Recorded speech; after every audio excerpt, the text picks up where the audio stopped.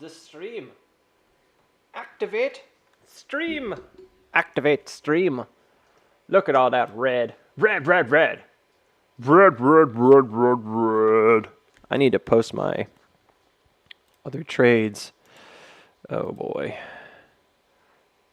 Your AMD got crunched. It just went slappy sideways. Bleep. It's got some big moves in it. I tell you what, man. Them NNOX, them Wolf moving. Wolf's trying to anyways. It could still be bad. I don't want to be negative about Wolf. I really don't. I want it to go. I actually have long positions. And I stopped out of my puts, so they would have screwed me over pretty bad if they do head fake here. Yeah, it's moving. It's hard to deny that break there. It definitely trying to break out. So it went back over the top. This is one of those weird instances of like, you're like, it's not weird, Booksy. You're just wrong. Well, my concern yesterday was the upthrust that dropped back beneath the creek. But that volume just held it up all day. It really just looked like a fake out for bears. And I don't know, maybe there's something else to it. Technically, that looks like the other side of the jump. So I think it made it. I think it made the move. It has to hold right here. So I don't know. There's two spots. Don't really know what else to say about it except 610 and really right where it's at. 640. This is the most important level probably locally. I mean, 610 is important because that's where the floor is and the support previous. So this was set up a while back. You can't see it on this chart very well. There we go. In November. So 610 would be like the more or less like the floor that you're trying to get above here. The purpose of this backup. But if you look at the greater creek, which is the one coming down, which is really the breakout of the wedge, that's the one that has like the bigger target. So if that holds and breaks out, it's had a 1, 2, 3 bottom period. If it can hold and break out, the first target's really simple. It should be up at like 815. The second one may go as high as $14, which seems like a lot, but I don't know, man. This is just one of those stocks that like it's hard to know the present from the future, what's more important. And I've talked about this frequently here because there's a lot of short-term stuff that would tell me that this could potentially just come right back down. But the longer-term picture, the bigger picture has still been bullish. It's consistently bullish. So, yeah, I mean, that breakout target is definitely right. And there's a gap right here just below there. That would be like the 60% break as opposed to like the 62. But I look at the 60% break on wedges mostly. So it's slightly below, as you see it on this chart, it's slightly below that 618. So all I did is I measured out the triangle. I brought it up to where this breakout is potentially happening. Hasn't quite got there yet. It's like sitting on the edge right now. He's just chilling out. It needs to really push above, make a high here of like 750, and then back up. I think it would be a little stronger. And yeah, so that breakout could potentially go all the way up to like 1350s, 1370s. So that's the triangle break. And we're not there yet, but if it does have I said triangle, it's really like a falling wedge. We call it like a descending narrowing wedge. Yeah. So I don't know yet. And we will find out soon enough if it's going to go. My bigger caution, of course, being that there was a gap below. That yesterday there appeared to be a head fake that dropped back beneath the creek. It could be, and I think I mentioned it once, though I was more bearish on it yesterday, that I said it could be potentially like a phase B bottom with a spring. But in order to be a spring, it has to come way back up to where it is, and then it did. So it's like, got what you asked for, I guess. So yeah, I don't know. Normally, if I say, hey, this is what has to happen for it to be bullish, I'm usually thinking like it's probably not going to happen. And then it happened, and you're like, okay. Well, I held my positions. I didn't change anything. This is the first time I've seen green on my call positions. I've been in them from a pretty average price here of like right under 610. I mean, this is kind of where I entered, was right on this marker. But there's been so much shakeout that the positions have just done nothing but kind of degrade and get weaker. So they lose value naturally over time. Well, naturally, because they're going to become extinct, expire at some point. And so there's one of them is called Theta, if you don't know that, which is decaying price. That means it's less and less valuable as it gets closer to that due date. It's like knowing in advance when it's not going to be good anymore. It's literally going to be worth 0. So you have, until that time, a decay rate. Sometimes that decay rate isn't too bad, you know. It could be pretty average. Like pretty low, I mean. And so like you can enter a contract that's way out in the future, and you're not going to lose very much. Maybe like a few pennies a day on the contract. Well, if the contract's valued high, a few pennies is a very small percentage. You're not going to really see that very much. If nothing else happened and it just coasted into its termination point, that's what Theta would represent. But there's a lot of things that could hurt you if you're not careful. Like if you buy a contract that's really low priced, if it's in like the pennies, moving a penny is quite a bit. So there was some news yesterday that I thought was kind of interesting. So Wolf right now trying to hold that breakout, and NNOX also kind of pushed today finally. I bought in way low on this. I bought in at like 748, but it's the same thing. Like after this push back out, it's just been coasting up and down. So it had to wait a really long time. Quite a bit of, I would call it divergence, because this is a double bottom. There's quite a bit of divergence here just to get this push back up. And there's a gap fill at 823. There's no other, as far as I can tell, there's no other like major gaps to speak of. But this is a big test for NNOX. So I'm not going to spend a lot of time on this one. Just want to let you know that it's here. And the trade itself could be very lucrative, but kind of like what we're talking about with Wolf, there's a, hey, if this is going to be really bullish, this is what needs to happen type deal. And it needs to come back above this 850s area and hold up here. If that breakout happens and it holds, even if it comes back down a little bit, it could come back down a little bit. That would be okay. It could come all the way back down to $8 after it breaks out. It doesn't really matter. Even if that happens, as long as it's above this creek and it's crossed up and over, it's pretty bullish. If, on the other hand, it kind of craps out and it does not break the creek and it advances in a sort of weakness, then you have a problem of, well, you can kind of like figure that part out yourself, I guess. Like, it's messed up, right?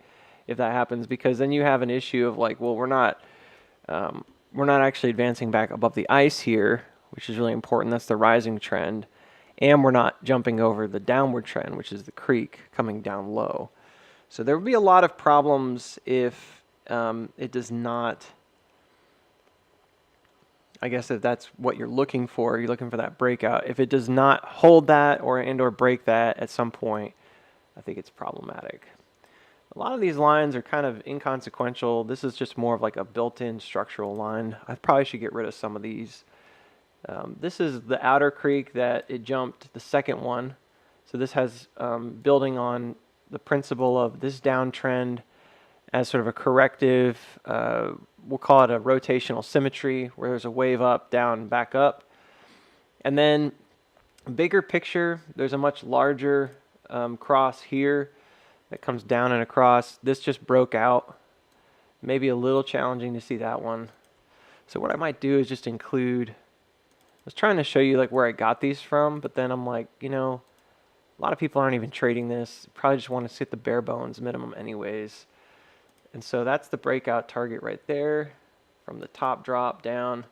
Again, 820s. That's the reason I entered the trade, is I thought it would be an easy enough trade back to 820. And it's almost there. So that was my target in mind from down here at like 745. I thought it was going to react strongly, quickly. Did not. But yeah, this would be a pretty significant jump back above if it can hold this again.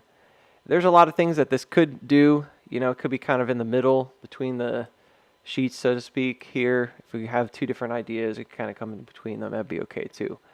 But on the whole, I'd say NNOX looking okay. It really would do better and stronger to kind of have a bigger break over 850.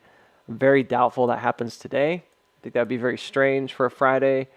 I'd be content if this just came back and just held, frankly, if it just held above like 780s today or 770s, I'd be pretty happy with NNOX. So we will see what goes on with this one, but for now, oops. Yeah, I'm just going to kind of sit on it. Wait. There, it's cleaned up a lot better. And then again, Wolf, if you're in Wolf and you're enjoying this trade, I'm also in it. I'm also, I've got positions in it. I had puts and calls because I didn't like the price action yesterday. I still don't know if I like this yet. It looks good, don't get me wrong, but the skeptic in me is always just kind of thinking about what ifs. So I have to be mindful that if it drops back through here again, it's kind of like what happened before. Like you can only shake out so much, and that's what looks like this is what's happening, is like a widening. So if that were to happen and it comes back through, I would be concerned it forms like a diamond. Well, a diamond's good, right? I mean, it can be. If it's like an SOS with a backup or something, maybe. But a diamond could go either way.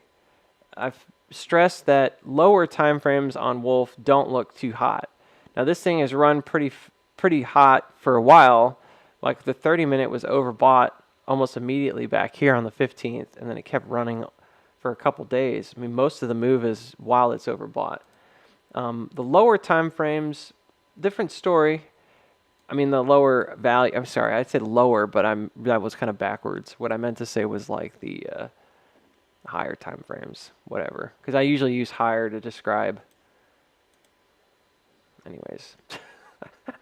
It's weird because the number itself, you guys know, hopefully you know what I'm talking about. I'm a little bit scatterbrained on that, but I don't want to get into that. Anyways, the higher time frames, I'm like 2 hours up to 4 hours. They got plenty of room, and I think there's plenty of room to kind of stretch out and at least get up to this like 750 area, which is still like a greater confirmation for this move anyways. Even though it's high up, I think that would be a much stronger move because it's like the SOS on the bigger picture. That's the one that's going to really bring in a lot of buyers if it holds. Then you're going to see a pretty huge move, I think, if it can hold there. It should immediately move up from this level to roughly the next top, because the next breakdown is really high. It'd be at least like in the 980s or something, 930s up to 1090. So it should move pretty fast after that. Anyways, so we'll watch it. We'll see what happens. It's up 5.9% today. Knox is up 5.01%. AMD, kind of like a mixed bag. I took my first loss yesterday. So if you were wondering, oh, you said you were going to tell us when you took a loss. Yeah, I am going to tell you when I take a loss. I'm not particularly like happy or sad about it. It was just a stop loss. So yesterday what I did is I sold at the top. I sold up here, like really did. I sold like when it hit like 20, which is basically right here at the tippy top. And I made like a little bit over 50%. It was like 51, 52% or something on the whole trade. And then the bigger picture trade, actually I think it was higher than that. It was like 60, but then the bigger picture trade was like altogether was like 50% overall gain on the original position that I bought in way back here at 114.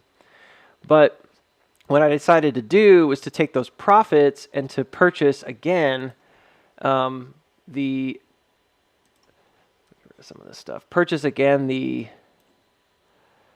same exact position. So just take that money and only trade the profits and basically roll it into a new position. Now, I don't necessarily think, based on the way this is set up, and you can see it on the 4 hour here, I don't necessarily think this is destined to just rocket. I think it's very possible this could be kind of pushing down and hooking beneath this 119 area, which is a new creek. Like, there was an established creek here, and I'd have to double check. It looks like it pushed above it again.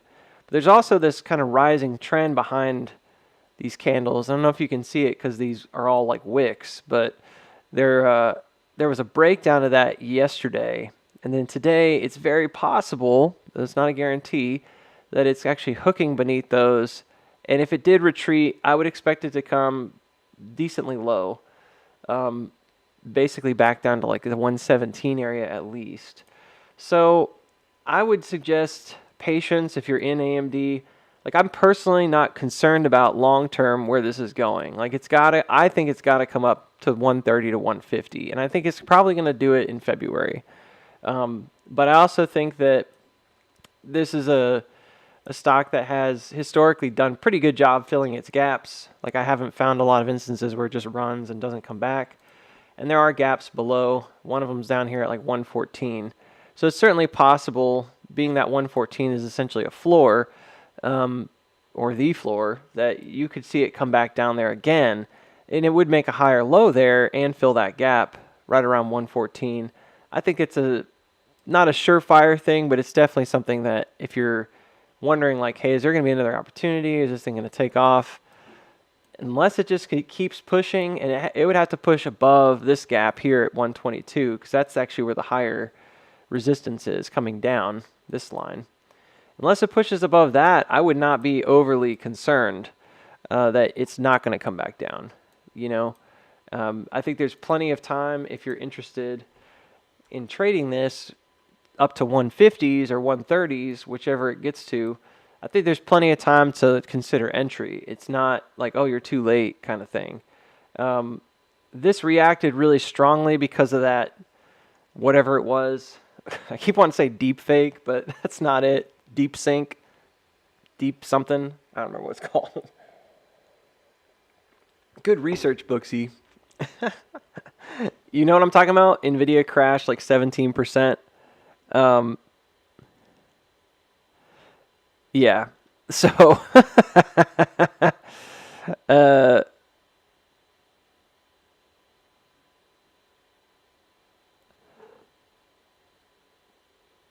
so I would look at this and consider it like, you know,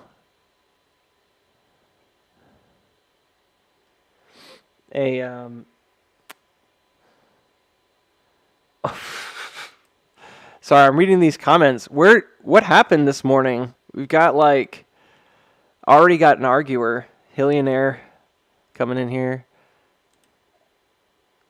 Are you still covering AMC ... trash? Yeah, I appreciate that, Zach, because you're right. I know that it didn't go the way that we wanted to back in September, but really ever since then, it's been kind of anybody's guess as to what was going on. This cross up and over was the one time that there was a distinct change of character twice, which is very unusual. And you could see why, but at the end of the day, like, it still had that up thrust and then flushed back down, and that was where the dilution was. Otherwise, this is pretty standard. Like, I agree, Zach. I don't think there's anything here particularly new under the sun. Aside from the missing up thrust here, which just didn't ever happen, which I would have called like a phase B top, it just never happened, right? Aside from that, this is pretty much exactly what we thought was going to have happen. And I know that that's easy to say. It's harder to maybe prove that. But I can go back pretty quickly and show some charts from like back in the day. And it's not hard for me to do. You know, for what it's worth, like, there's been a lot more consistency than maybe you might think on this channel. It's like a lot of people will come in and like say, oh, you know, changing this or that. And I get it. Like I'm always talking about different sides. But like back in October, this was one that we talked about. This is what I talked about for MPW back in October was this. That it would come down to like near the 380s and then potentially push back up to the 5s going into near 2025. And maybe I was a little bit early on that, but you know, we can take a look. It's not complicated. It's easy to sort of prove or disprove, right, when you've got charts that are time-stamped. Like, this is essentially what I thought was going to have happen, is that it would come down to like the 380 area, which is what happened, and they actually went a little low, and then it came back up to near 5. Like, I don't know, man. Like, there's not much else you can do. So, like, this conceptually was correct. Timing-wise was a little off. And we can keep going back and looking at, like, AMC and stuff. You know, we had talked about a lot of possibilities of paths that would go up. Those, like, descriptive possibilities of what would happen if it broke out. We consistently would do things like this where we talked about, hey, if it doesn't go here, it's going to come back down, like low. The bigger scenarios were always ones that I had to find one from like way back. Let's see here.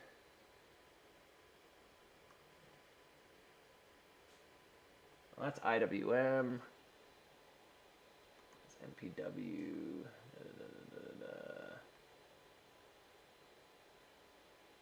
If we get squashed.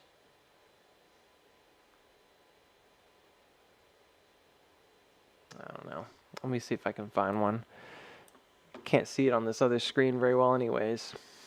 I'll zoom in on the other screen and I'll show you when I find it.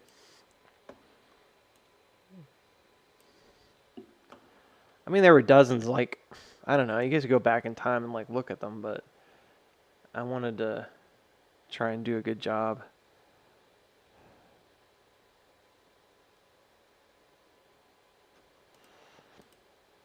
This was from way back. This is before the bigger went up. I hear that a lot. Like, there was a guy yesterday who came in and said, you know, was that push to 13 anything less than just manipulation? And I'm like, I don't get where that comes from. Like, I totally could see where that move was building up. But I guess it's strange when you're like, you're right about one big thing, you're wrong about half a dozen small things, and it's like, well, there you go. That's not the best track record. So I could totally understand why people are like, not sure if I should trust this. I don't know where it went. I'm sure I had like I'm been really bad about posting charts on this Discord group, and I wish I hadn't been, because I feel like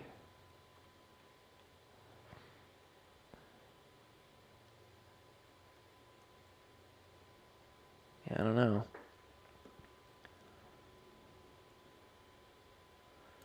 Here's one. This is from 10.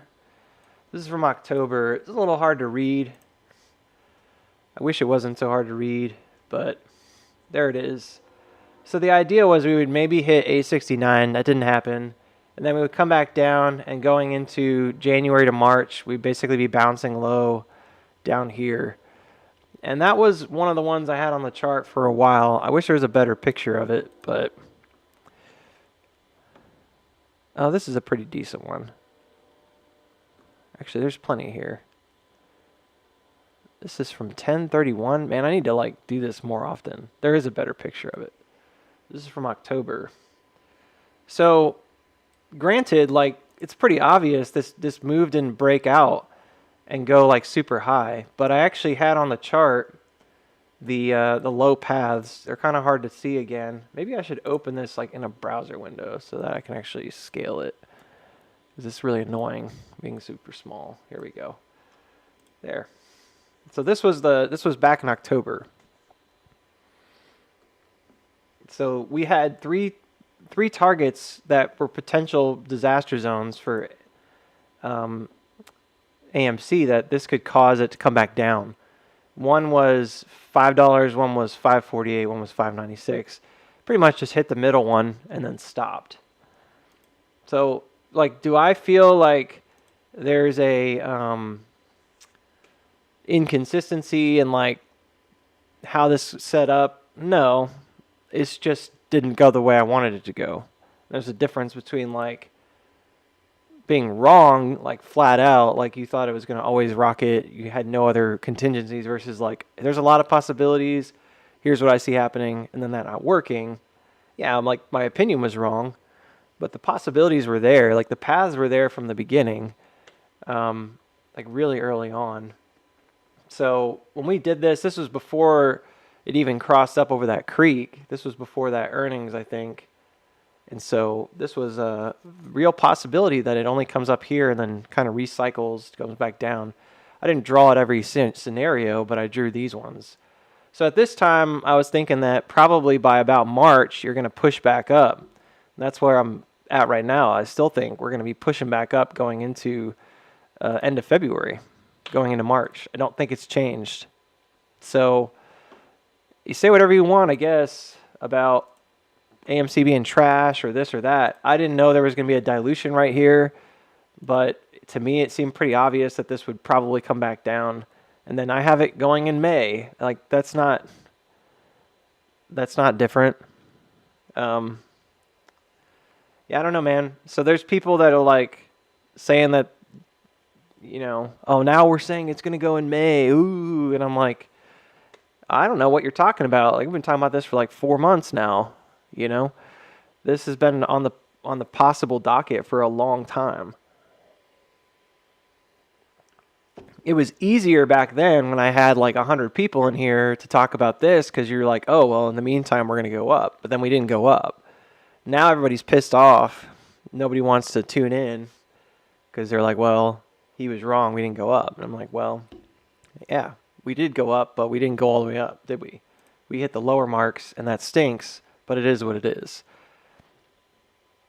So if you had this in your mind from October moving forward, then I think this wouldn't be very surprising to you at this point that this is essentially what happened. It took like the lowest possible move here and then just built back down. And then now we're talking about coming low. And I said there may be near earnings a gap fill. And at that time I thought it would just coincide with it. We're kind of close to it. We're not coinciding with it. We're about a month off. So again, timing is timing. Sometimes it's wrong. But the idea that we would then push back up to the bottom here, which is at 450, is still exactly what I'm saying. I haven't changed my tune. So, you know, I get that people get annoyed and they think that it's some kind of a joke that someone would continue to monitor this chart and to try to be like as consistent as possible. Seems ridiculous. And if you only ever tuned in every now and then, I'm sure that it probably looked like I didn't know what I was talking about, because there's been plenty of times where I'm looking at weird stuff on here and like talking about other things like these things and doing like macro setups, and sometimes people just see the end result and they're like, oh, well, when is that going to happen? And I've been saying for a while, I don't think it's going to happen until February 2026. That actually came up over a year ago. That came up like last year. Like at the beginning of last year, January of last year, I did a macro chart and I thought, yeah, it doesn't look like it's going to get up there until way later. This looks like a really slow burn. And I thought it would maybe go from here down to near 1, like 14 down to near 1. I don't necessarily think it's going to hit 1. I also said in that video that I thought 225 was going to be probably, or 250 would be like the low area in reality. But the bears have had 1 in their targets for a long time, like from the top. And I know it seems a little bit impossible to believe, but there's like 3 S-curves that measure down to like $1. Like it's been there. So the idea of them creating like a double bottom that's like wrapping around the previous liquidity, it makes sense if you're going to take it back up. Why can't we just rock it? Because you need to build a cause for the effect. So, yeah. So I'm not really sure what else to do, like, for people. And we can insert the obligatory, like, this guy's always wrong, LOL. Why do we follow him kind of comment. That's fine. Like, go for it. I know that's not true, but I also know that it's understandable, like, why people say things like that. I really get it. Because at the end of the day, like, you're only tuning in for like 10 minutes at a time. Who knows what you're hearing, you know? I get it. I think that's perfectly reasonable that there's people who are frustrated. At this point, I'm thinking that this particular creek that was established is probably the most important creek. And this is a bit new because in the beginning, I thought we would break out above here. And if we came up high, that we would come down low and we probably would hit that creek and then bounce off and stay above it. But I actually think that's a little different now. So if anything's changed, it's just maybe the structure of this timing has changed a little bit to where I don't necessarily think it's going to be maybe exactly as this looks, where it's like exactly at earnings and then right at March and then down into May. I think it's close. This was just an estimation based on 1 year cycles, Q2 sell-off, gap fill, June run-up kind of thing. I still think that's possible. We might see that push up into earnings, but now I'm thinking it might be possible that we actually drop at earnings, not bottom at earnings, and then going into March is really where that sell-off starts down same way. Gotcha, Blood Raven.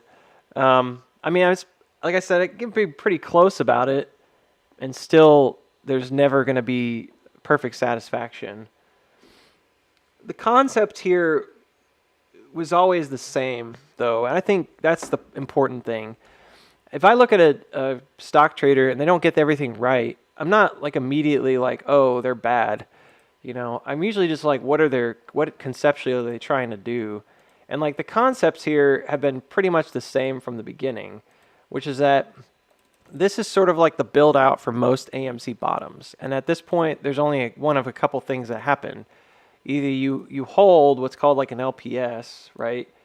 And you just break out high, in which case this doesn't go low. Or, you know, it just goes back up essentially. Maybe it comes a little bit below here, hits a floor, and then comes right back up. Or you go into a spring, which is more traditional, what AMC sees. And that could involve like a pullback way up. This is what happened in 2020. The one piece that was kind of innocuous, the thing that gets me the most, I would say confused at this point, if there's a good word for it, is really this guy. Because sometimes we see that there's a second move. Like there's a pretty major upthrust here in that phase B period, like after the initial auto reaction happens. And that's the one I really don't feel like I didn't predict it. I mean, it didn't happen. I thought I was predicting it right. I knew that the numbers were there. They were mathematically correct, but it didn't happen. And I don't know what the answer to that is, if there is an answer. We were kind of talking about that yesterday, actually, with Wolf, because Wolf did something that looked kind of bearish. And I was like, well, it looks a lot like what happened in AMC's case, where it had this push up, right, early in the morning, heavy volume sell-off, and it dives back beneath like the creek here. And this is not the exact same thing. It is. I mean, it really is. It's the same, generally it's the same setup right here. So the issue is like in 2021 and in some other places on AMC, that particular model, what it often does is it just comes above this top. So if this came up above 675 and then slid back through, it would have been more definite. But every now and then, it doesn't do that. Instead, it just comes and it fills out the triangle, which looks like a wedge, right? or it comes back to the top of the triangle, it just barely pushes above the previous top. So one of them's right here, and one of them's right here. So on the chart, it's 628 and 640. It just comes above the previous top, then comes back through the local creek. Well, that is what happened on Wolf. And the only thing I could say yesterday was until it comes back up and breaks above, and maybe because this is high volume, high volatility, it's just a bear trap and a shakeout. And that was about as much as I said about the possibility for upside here yesterday. I said unless it does that, this is more definitively should be looked at as like an upthrust. Is it pushed resistance and then it dropped back through support? That's not good. But where else has that happened in the market? Well, if you look at, again, why coffee is not always everybody's favorite, but if you look at the auto reaction phase B, one of the things that happens in a Wyckoff schematic is you form a bottom in a phase B and you have what looks like an upthrust. Usually you come up before you drop back down for a spring, and then you come back above that floor. Usually you check both those levels and then you advance. So it's possible that that's what this is, that this is actually a reaccumulation, right? And if you look at reaccumulation schematics, they look a heck of a lot like distribution schematics. I don't know why, they just do. This could be a phase B bottom with a spring. Well, that's not helpful because you said it looked distributive. Yeah, it does. I don't know what to tell you about that. I wish that the rules were a lot simpler to read, but they're just not.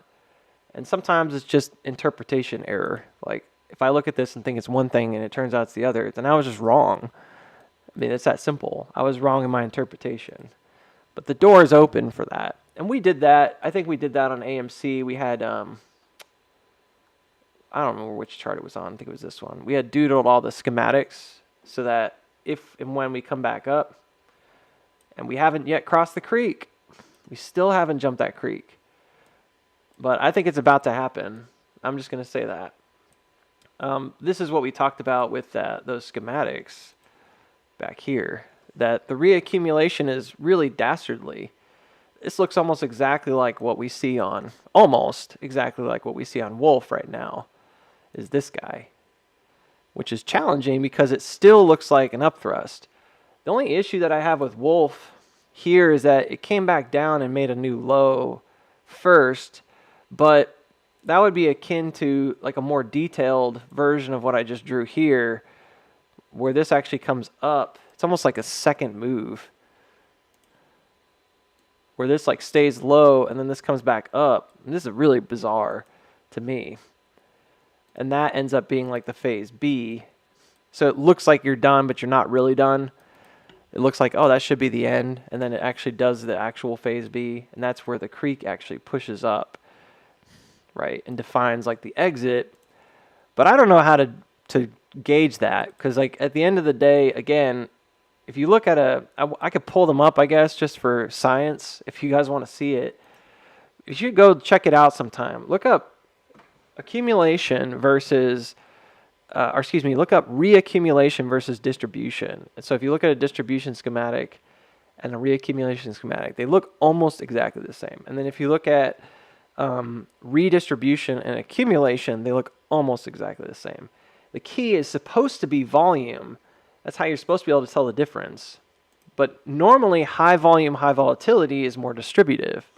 Like that would be what I would assume here at first, that higher volume, higher volatility is distributive. What's the caveat?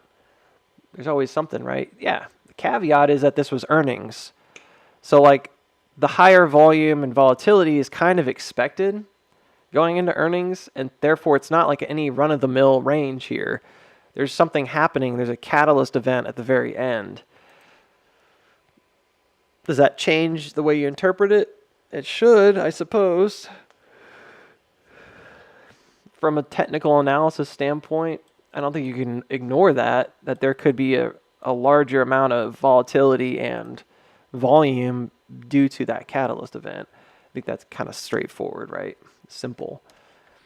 But that does change the way you would have to interpret the range. And that's where I was like, man, I don't know. It's kind of stuck on that. So I did get put positions that actually stopped out. I'm going to be pretty annoyed if it does drop back down at this point, because like I would lose money both ways. They got you, Booksy. Ha! But I stopped out of those, and I lost like $60 or something on those. So it happens. I don't win all the time. And that's the first loss. The second loss, I took 2 losses yesterday. It's 2 losses yesterday. So the first loss was right here, and then the second loss was not quite a loss technically. It is a loss in terms of the trade, but it's really a loss from the profit that I made because I only invested the profit back into AMD. So when it went down yesterday, it stopped out again. I had a stop loss on about half of that position, a little more than half. So I had reinvested all the money that I made from that.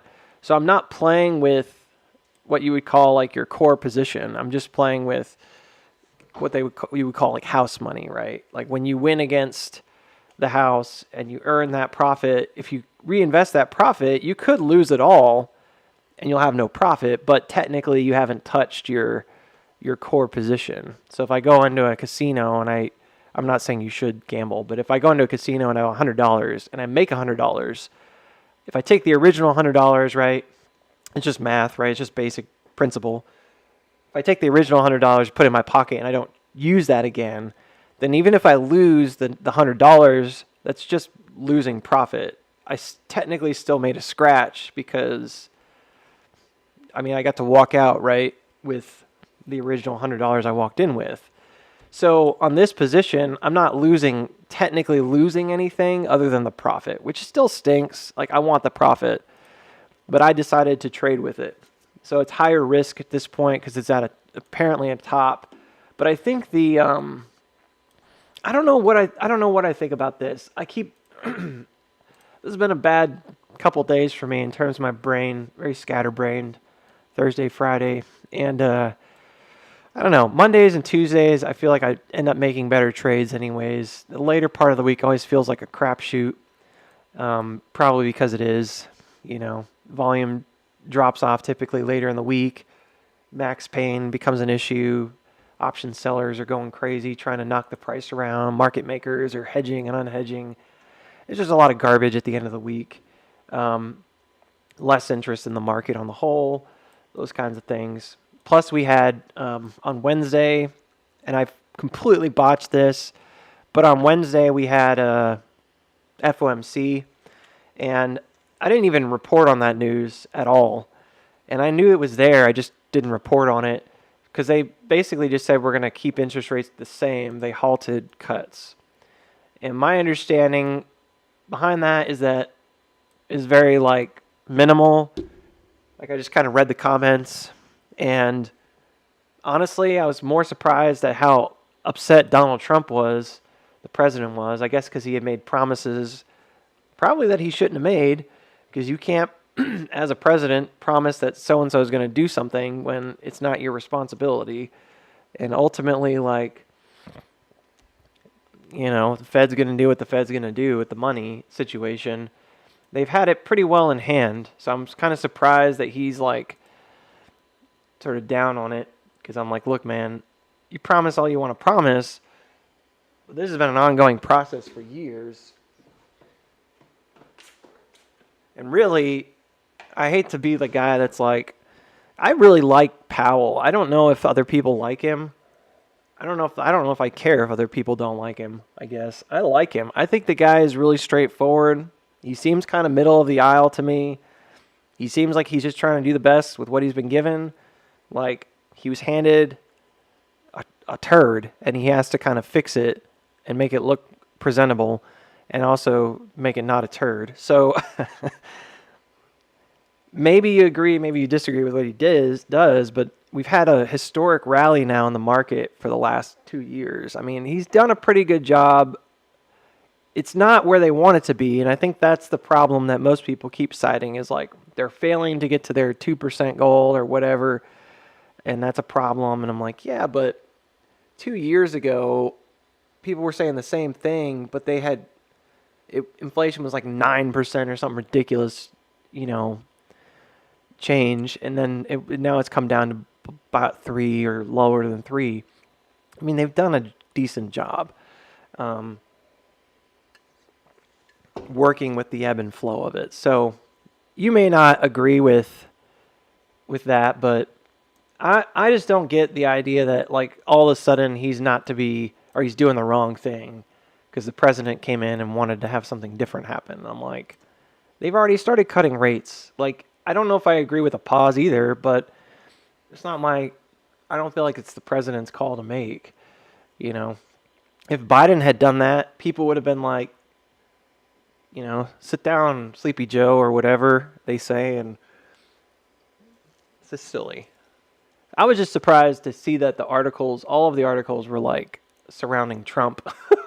I was like, since when? You know, he's just upset about it, I guess. I don't know. But on the whole, like, if the markets and the economy is strong and it's strong enough to hold through it, then I don't see what the problem is. Yeah. That's how I feel about him. Maybe some people don't like him for other reasons. Maybe some people feel like he didn't do things fast enough. But he's just a representative. Like, it's a team of people.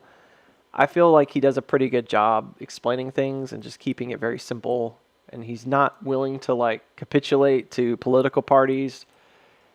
He did the same thing with Biden as he's doing with Trump. He's kind of like, yeah, it's irrelevant. And then he also says stuff like, it's not my job to make the policy, just to enforce the policy. And I think that's probably where the rub is coming in, because Trump's trying to do all these crazy things right off the bat, like the executive orders. And it's a lot, guys. I don't care what president it is. Executive orders have gone out of hand the last, 3 decades. It's just wild how much stuff presidents try to get done through executive orders now. All of them.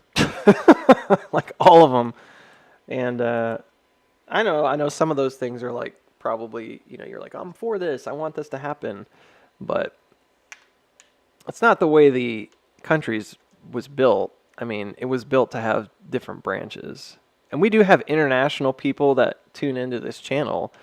And so I may sound like I'm being condescending or like dumbing things down. And I definitely am dumbing things down a little bit, because I think it's hard to understand American politics if you're not an American. Just like I don't fully understand Parliament. Like, I don't fully understand every other, system that every other country has in the world. Like, I kind of get the basic idea, and that's as much as I go with it. But I know America's often front and center, but I try not to assume that people understand everything. So I know that you guys who are Americans, or United States people, I should say, U.S. citizens or whatever, you're probably like, why are you talking about this? Everybody knows this. But not everybody knows it. And what we say and what we do are often two different things, which is really confusing for people. So you're like, great, I didn't tune in to get a political science lesson taught by like a kindergartner. No, you didn't. Point is, new president, new ideas, different approaches to government. How does that affect the market? I don't know.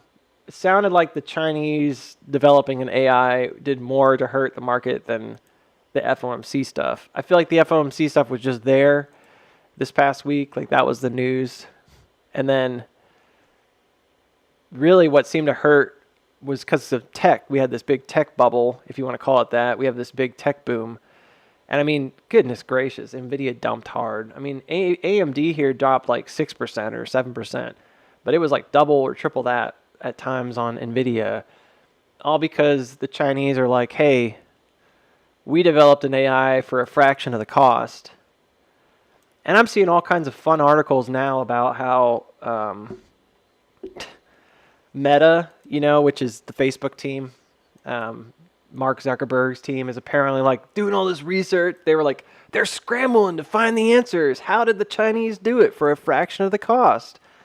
And I'm like, dude, I have no idea, but I don't know if I would trust anything at this point. Like, just because China says they developed this technology for dirt cheap. Who knows, man? Maybe they just didn't pay anybody. Like, I don't know. Like, there could be so many different reasons why they did it cheaper. Maybe it's the infrastructure cost. Maybe because the cost of production is cheaper there. I don't know.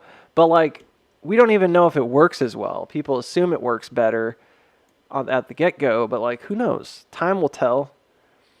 These things tend to have, like, major reactions in the market, and we definitely saw it. And I think there was a much bigger reaction to that than FOMC. Because that dip is a dip, but that was a big drop. And, yeah. So I feel like there's a bit of an issue with, I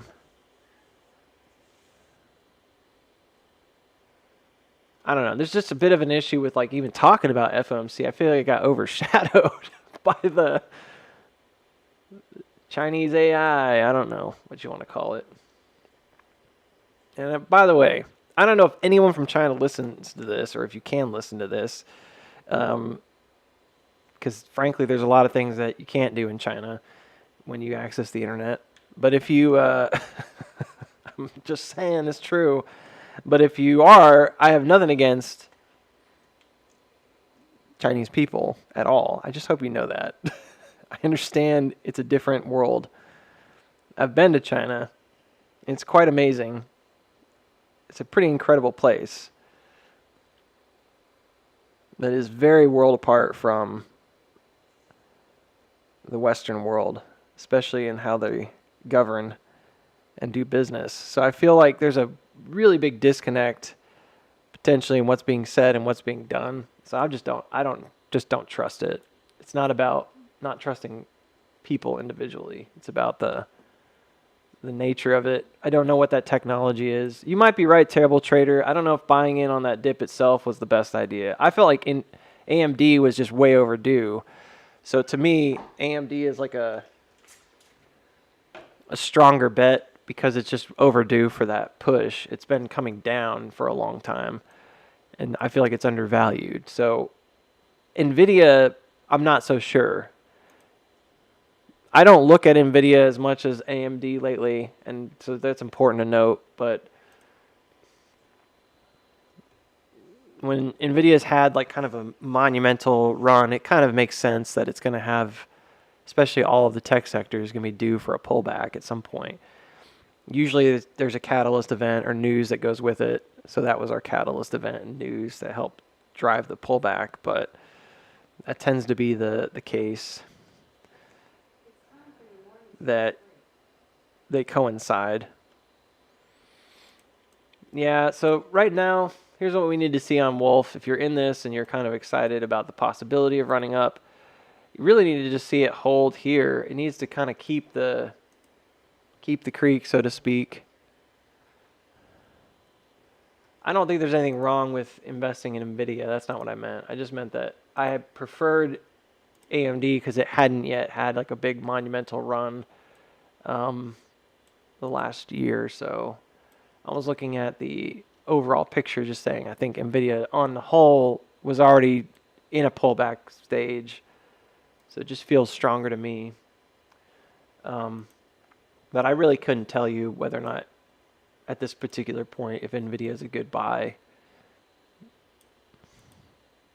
It might be due for like way more upside. It may be that this pullback is a long-term thing. I don't know. Either one probably holds some credibility, some weight. I read a lot from stock analysts here and there, the ones that I like to read about or read from, people that I find to be level-headed and fairly unbiased, although that's hard to come by in the market. And I gotta say, like, it's a pretty mixed bag when it comes to NVIDIA. There's definitely a lot of people that were saying that it was way over the top. And there's other people that think that it's really just getting started, and the whole AI boom hasn't even really had an opportunity to take off yet. And I find both to be kind of credible, in some ways.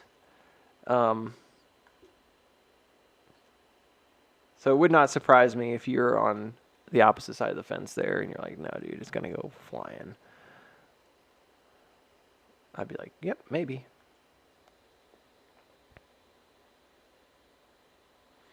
I think AMD is likely going to go back to the 150s. I don't think that it's necessarily bound to go significantly farther. And that might change the way you look at it if you don't think it's going to go way, way far. So I am surprised a little bit that IWM is holding up as well as it is. I thought that we would chop here and then drop down. This doesn't look like I thought that. It looks like I thought it was going to come right back down. But when I first doodled out for IWM, this setup, I thought it was going to be lower. So what I thought would happen is that we would come back up and we wouldn't hit the top right away, but we would chop into it and then potentially come back down and then break out like here. So the first time I doodled this, I had imagined we would not hold, for example, like this 4-hour 180, and then we wouldn't push the creek. That we would come up and test it and then retreat and then come back out later. So that February would actually be kind of a down month and then push back up maybe near middle of February back to the top. So I had thought about that in combination with AMC and with GME and thought about how that might work out. And so I had something like this drawn out, right? Thinking it was going to push up and then maybe come back down. And the reality's been quite different. It's holding up really strong. I don't necessarily think it means it's going to run, but technically it crossed up and over, which is more bullish than bearish. It's not impossible that it just takes off and leaves these gaps behind. There's 1, 2 below that really need to be kind of addressed potentially. The biggest one being right now at 219. And then there's another one down here at 211 that just never got checked. In most simple terms, this 225 level is the support level right now. So in the simplest of terms, if you're looking at like where is the support, let me get rid of this junk because it did jump that creek and it did hold here. In the simplest terms, if you're just looking at where's the support, I mean, if a 225 holds and this range builds out as a bullish range, there's no reason to be overly skeptical about the small caps. I think that it is what it is. There's another potential hit up here in the middle. If this is going to retrace back up to the middle, that would be around 234. Starting to seem more likely that that might be what happens here, considering everything else that we've looked at. Appears to be positioned for a breakout run going into February, into mid-February. If that's the case, and then March is kind of like a sell-down period, maybe we do get that retracement in March, but we may go up first for a bit, right, and then come back. I don't know exactly what that's going to look like. Can't tell you right this second that this is exactly what I think happens either, because I think there's a lot of possibility, but just kind of glancing at it, not doing like a crazy amount. That seems reasonable to me. And this has happened before on the bottom where we have a big push and then we come back down to retest a floor that we didn't really check very much. It's a little different this time because of the way this is set up. And I don't know why you would come all the way back. I think once the top breaks here, that's not very much at all. Yeah, this likely goes up to 240s. If it doesn't come back down again, so if it stays above 225 and then it breaks over the top, this could easily hit like 240, 241. Go back up to the top here. Then it's anybody's guess. That's basically a swing here to the top. Actually, it looks pretty clean.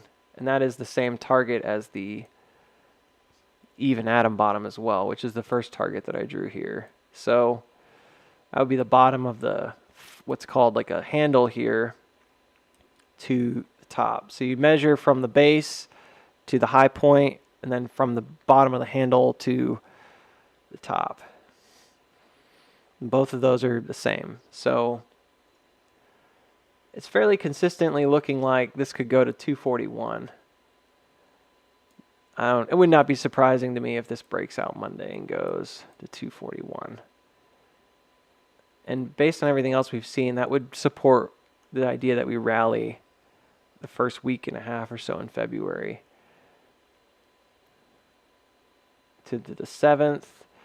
I don't know about the rest of this. I mean, it's not impossible that it keeps moving, but I can't find an example where that happens here. This is probably the only one where it came really low and just kept moving through to the top on this channel. Where it didn't really interact with it is what I'm trying to say. But this was also at like the spring from way back. So it's different because you're marking up from the bottom all the way to the top. That's what a spring does, right? It goes below the range and then comes all the way back above the range. So that makes sense here.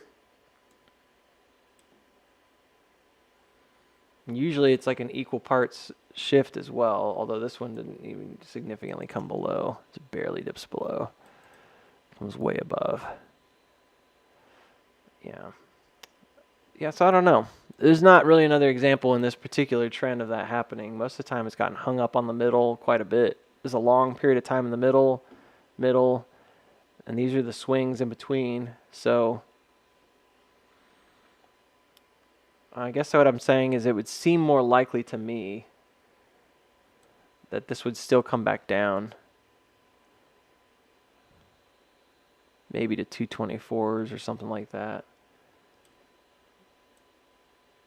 Going into March. What happened last year in March?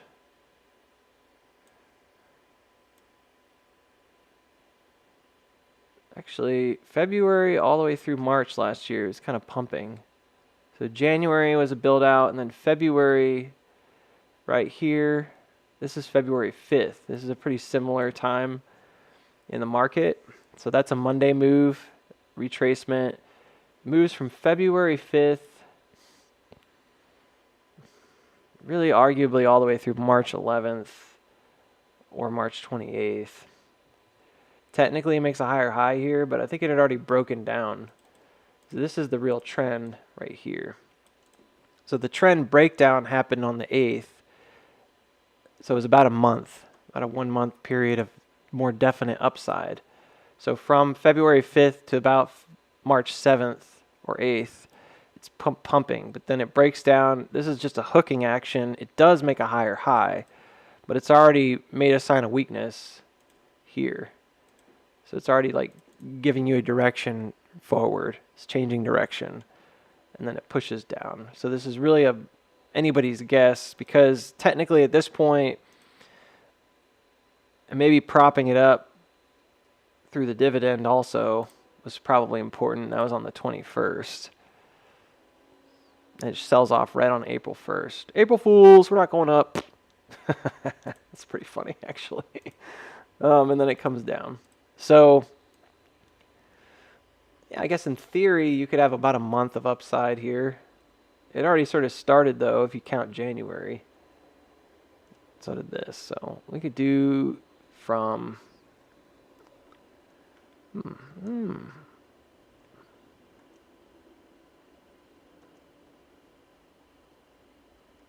Let's see. I'm just thinking. Let's get rid of this stuff, because we know that's a likely target if it continues to push. I might be a little overzealous in how far it goes all at once, though, if it does end up chopping for a month. So this is February 3rd, right there. And then March, the 14th was an area I found a lot of interest in. Not because it's Valentine's Day, but just because. And then it just happens to be like a point of interest for a lot of this stuff. And then this is Friday, March 7th. It's pretty close. So if you were to believe in some kind of a yearly cycle here, you might suggest that this continues to move up through March. This ended up pushing to new highs, so, but it's hard to say that it would definitely do that. It reminds me right now, what we're doing reminds me a lot more of what happened previously because of how low we came back in August. Man, so that's quite a lot of time. I mean, a lot can happen in that time. You could have an early push that goes really close to the top I think there might be a little gap zone type deal right here. That's just a drop off ledge at 237. Maybe it does a 237 push and then like chops in this area. I would imagine it has to make another low, and here's why. Because if it were to never make another low right now, then the trend upward is super steep on the small caps ETF. It's like right there. So if that's the case, then you would be up here at new all-time highs, 251, 252. That sounds familiar because that we have the S-curve target that I first had was 252, but I don't find that to be as likely. So all that's required is that you make another low. So if this one has like a push and then has a steeper sell-off, let's say to come back and just check a creek, easy enough to see that. If this has like a build out here and breaks out right at the top, you'll have another creek right there where it finds support Monday. So if it does break Monday, you would have to have some kind of a support there right at the top here at 230. That creates a new downward creek that you'd probably want to come back and test. So I could see that happening fairly readily. Hard to imagine that all be happening in 1 week, but it's certainly possible. Anyways, if it does come back down, it doesn't mean it's bearish, but it would change it would hit that creek and hold. It would change the trajectory on the bottom here quite a bit. You'd have like a new trend.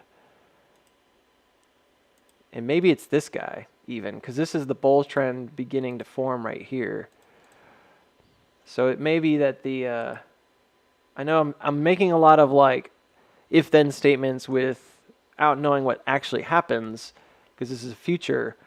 But the thing is that this trend is already being established before the turn. So before you make a new high, this is already being established as the trend, and it holds as the trend. You can see here there's like 1, 2, 3, 4 spots of interaction, even though it does push higher. So it's not arbitrary in the way that you might think, like, oh, you're just picking like some random thing. It's not.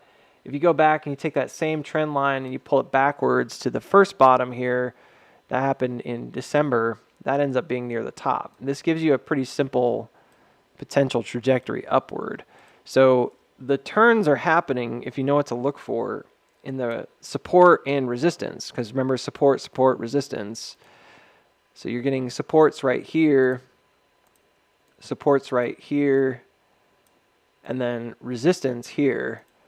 And that's, again, a defining factor of the trend is the breakdown.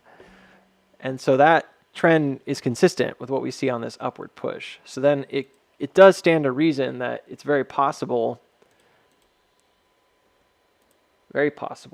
that this ends up being like a primary trend to the upside.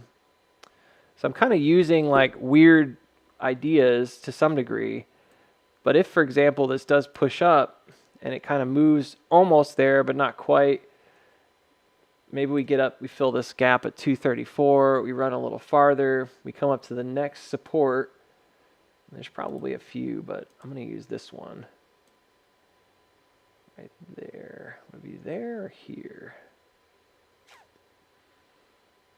I don't know if it matters that much. I'm going to use that one. That could be where we see that retracement take shape, and then it comes back to check the creek pretty quickly, maybe into the next Monday, and then it drops a week, and then it pumps again. And this is where we see more of the follow through on the greater target. I don't know, by that point, who knows? Maybe it does come back up all the way to all-time highs or something like that. It would be after that. Again, if you're just using like a cyclical nature of this, it would be after that you would then anticipate a potential breakdown here. And last time, back in March, it actually made another high. So that would be like if this comes up just slightly above, pushes a little bit higher, like it's already turning around, like this would be a sign of weakness.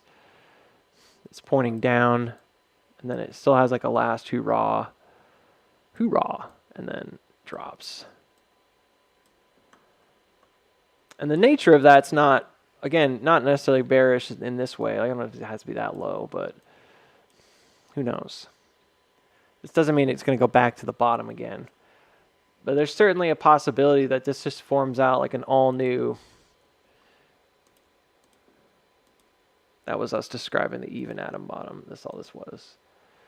At this point, there's certainly a possibility. This just starts describing like a brand new, wedge or rising triangle or something like that before another breakout, maybe in June, which is what we were anticipating, May, June type move for AMC.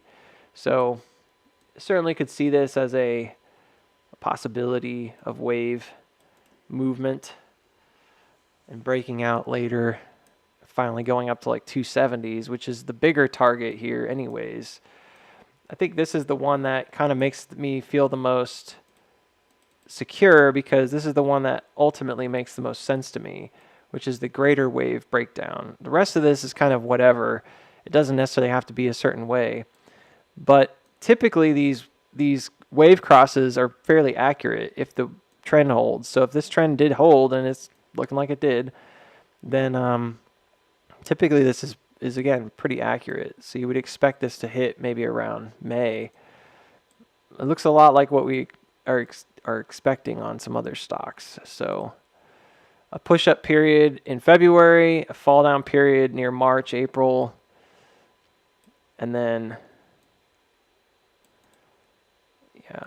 probably build back up going into May again.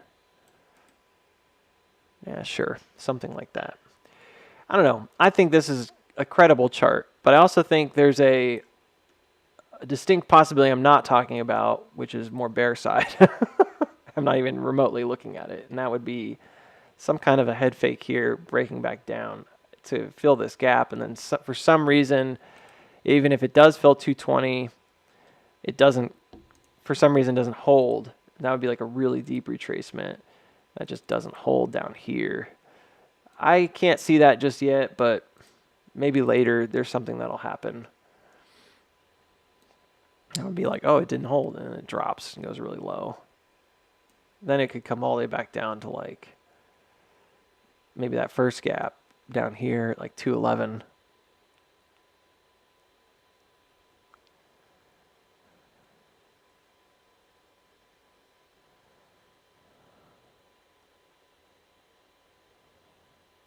Howard, good morning. Bad is from Amsterdam. I remember that. Yeah. I think you told me that before. Well,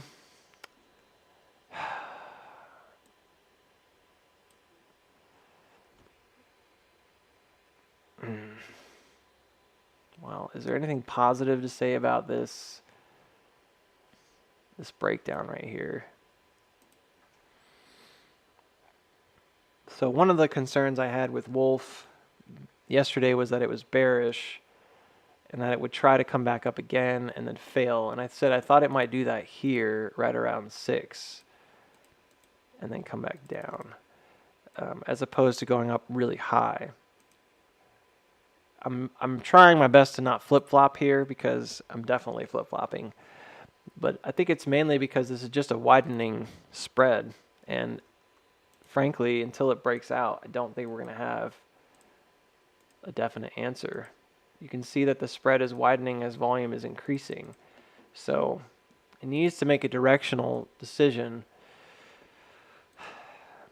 The basic stock trader in me, which is often the best, is just saying, hey, maybe just wait until it decides direction, because right now this widening spread is super confusing. This is doing it right along the floor, and it's breaking creeks above and breaking resistance below. It's super confusing. So it doesn't look too hot. If I were being really pragmatic, I would say the same thing I said yesterday, is that if it keeps failing to hold resistance pushes, then it's not good.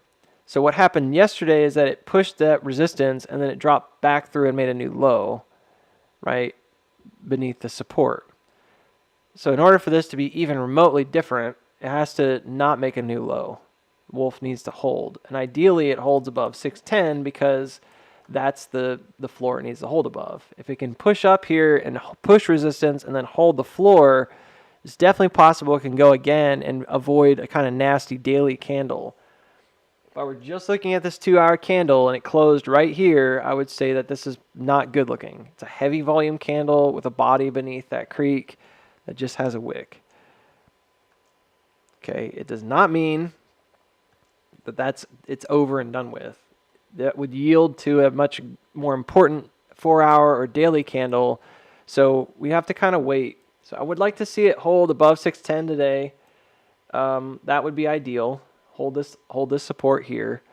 I would like to see it by the end of the day hold maybe above the 650. So if it goes chops here, that's fine. As long as we get above and we close above 650, I would say, yeah, there's a thumbs up. It's still potentially bullish price action if this is like a spring that breaks the creek and then it closes above it. So it's a very mixed signal right now. Clearly, there was a lot of people bearish because of the gap. I think that was self-evident. I don't think that they were expecting, maybe there was a slight shift in expectation because they beat on both. It's not like a huge beat on either one, but it was like generally pretty good. And you got to remember, like, earnings reports are bare minimum. They're not trying to stump the... It's really important to note that because some people think that, oh, if it misses like a little bit or it's like horrible, or if it beats a little bit, it's like amazing. It's not really that way because technically earnings is kind of like supposed to be like a bare minimum. Like we think this is like the worst, not worst case, but sort of like that almost. Like this is like the least positive that we can give it, which sounds bad, but that's really how estimates work. Because if you read about the estimations that they're making, they're kind of like bottom line, like bottom of the barrel type figures. And so they're like, this is the lowest bar that's set, essentially. So if you think about it that way, a little beat is not a huge, huge, huge success. Neither is a little miss, a huge, huge, huge miss. But I would say that a little miss is worse than, in terms of severity, than a little beat. Because a little miss is like you didn't even reach like the minimum, essentially. And that's not good. So I do think it's a positive earnings report. It's a double beat. I don't think it necessarily indicates that this deserves to run like crazy right now. And I'm just going to leave that open-ended. And we can talk about technicals and not talk about fundamentals. I know. So I said that. I know that it beat. I posted that on the Discord as soon as the press release came out.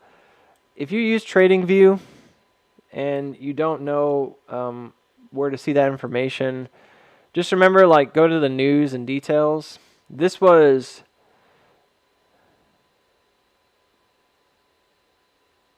I'm not even showing it right now. Whatever. It's looking at NU for some reason, not Wolf.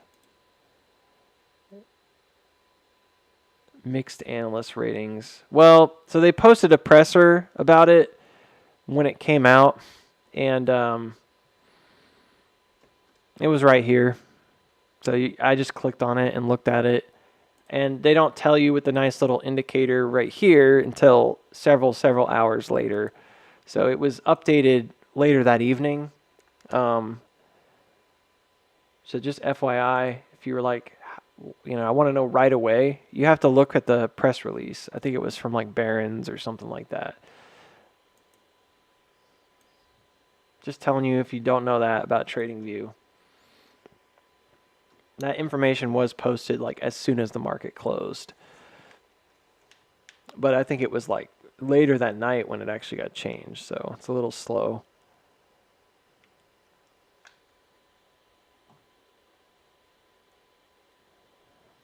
My TradingView updated at earnings release. Not sure why yours delayed. I don't know. But it was just grayed out or whatever till several hours later. So I'm not sure. But anywho,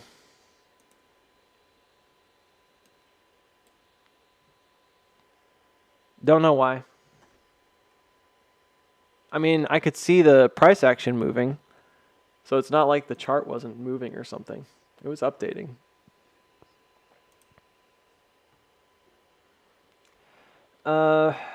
Let me talk about, oh, this looks nice. I like that Fang dropped again.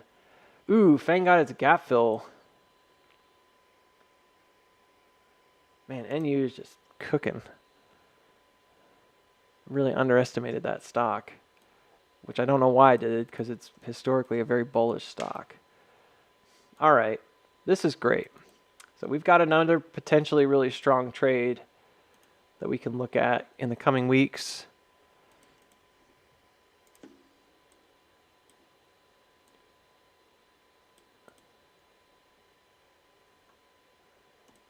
Good. So 4 hour, let's take a look.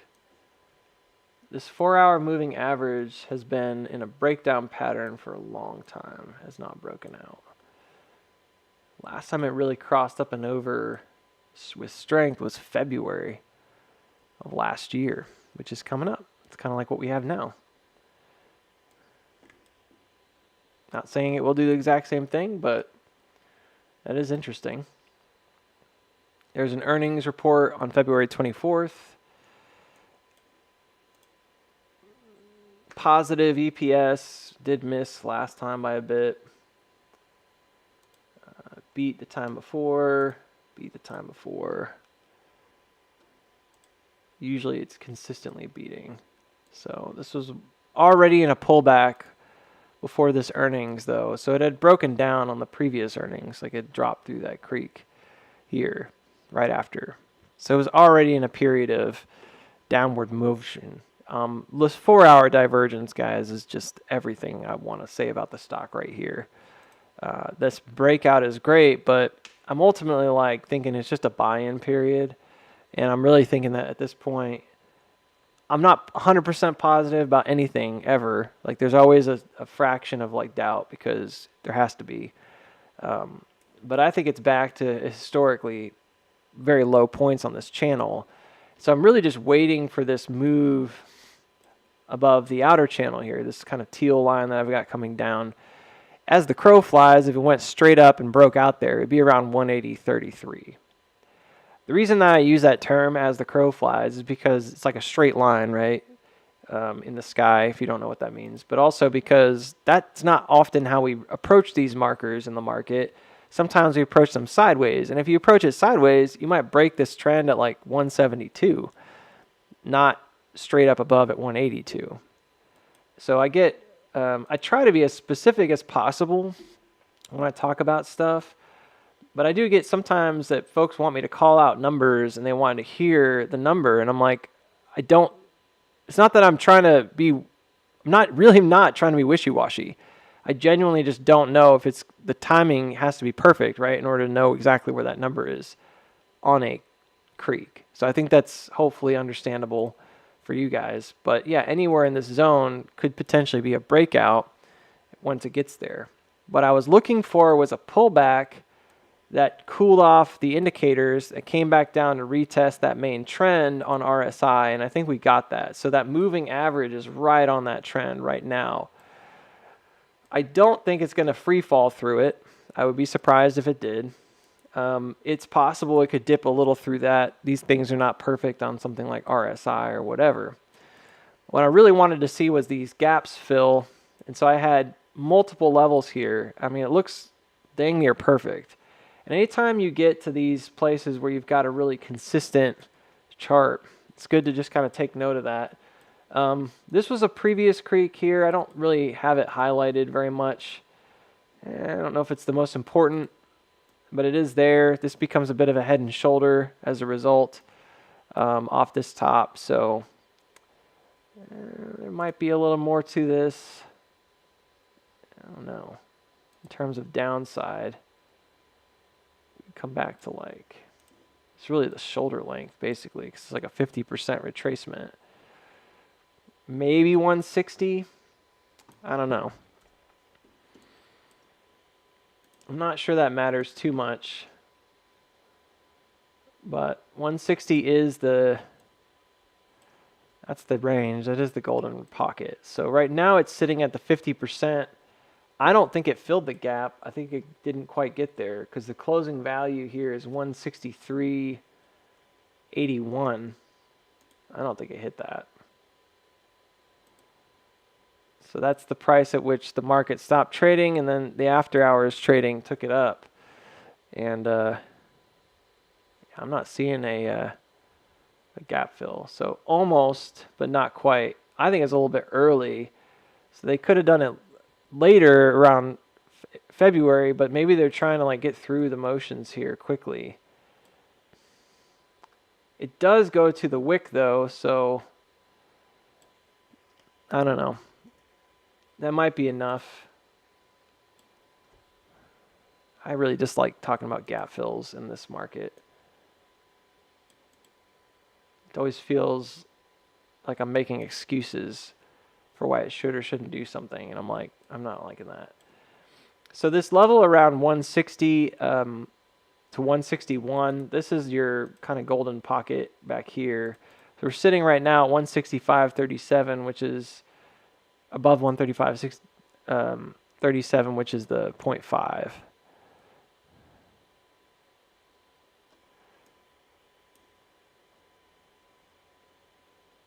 It would be hard for me to say that I didn't think this was going to happen, but I also thought it was going to break the creek, and it did not break the creek yet. So it's not really exactly what I thought would happen.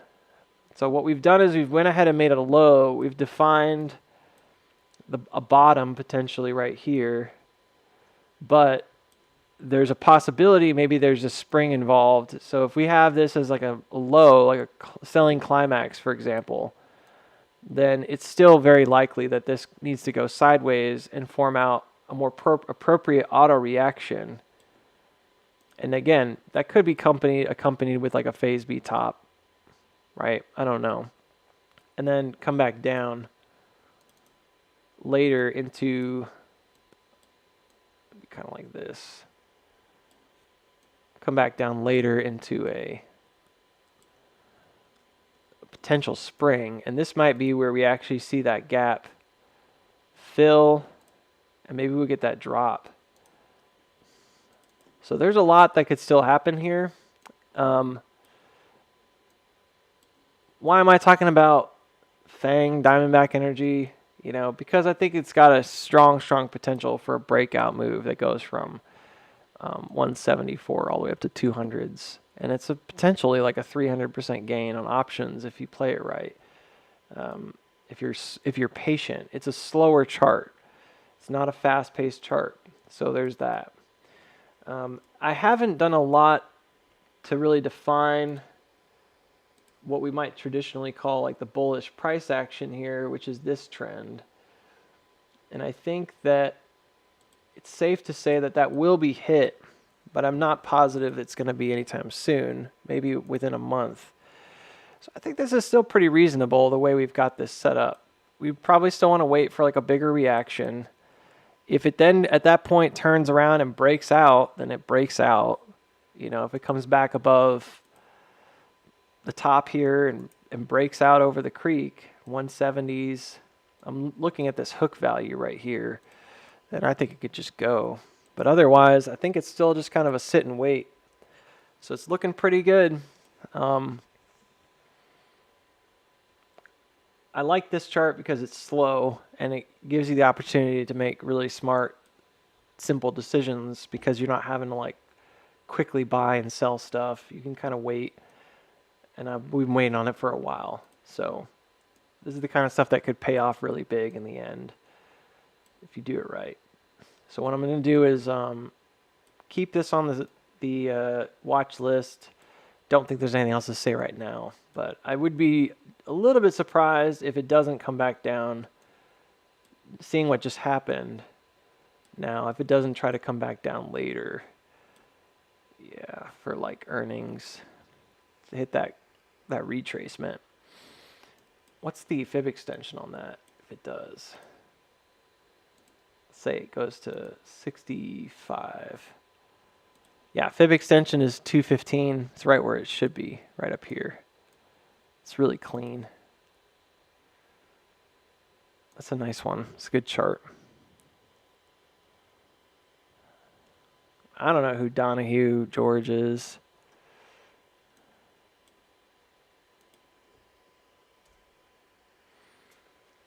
Somebody important. It's easy to be negative when AMC's like in the gutter. I'll also say that.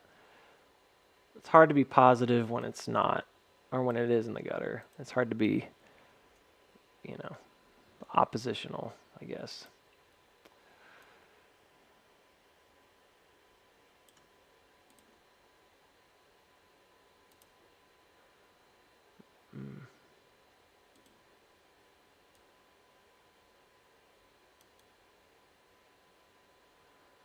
It's interesting.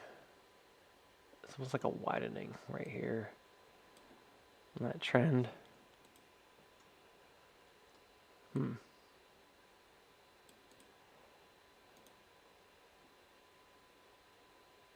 That's the middle of the... That's kind of the middle of the main trend, though, which is interesting because it's actually not up here. This line is a cross that would potentially come way later to intercept, not immediately. This is more or less like a possibility of interception if it can get there. That gets you back to the top. It doesn't necessarily break out, so I don't think it will. This is the middle.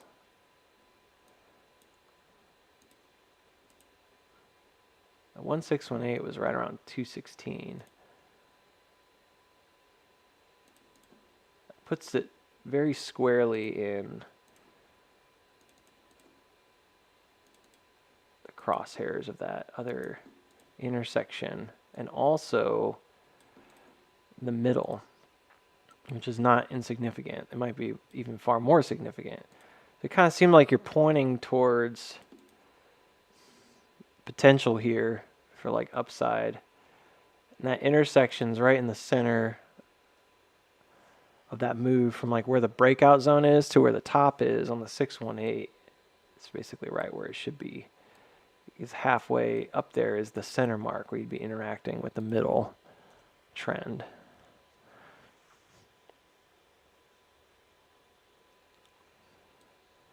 Do I think we'll run past 20 in February? No. I would be very surprised if we ran in February. Like all the way up. I would be pleasantly surprised. I'm positioned well, but I would be very surprised.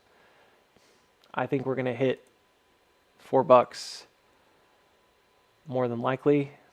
Hit about 4 to maybe at most like 460, and then we're going to come back down into March and April. I don't think we're going to break out again until about May. Pretty much doing the same thing we did before. We're just hitting different zones. That's what I think is going to happen. And I don't think we're going to be up in the 20s for a little while.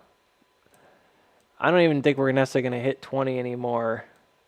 Based on the way this is set up, I don't know if we're going to hit 20 until way later, like near 2026, because we set up if we had set up earlier and run earlier, there's a potential that this camps higher.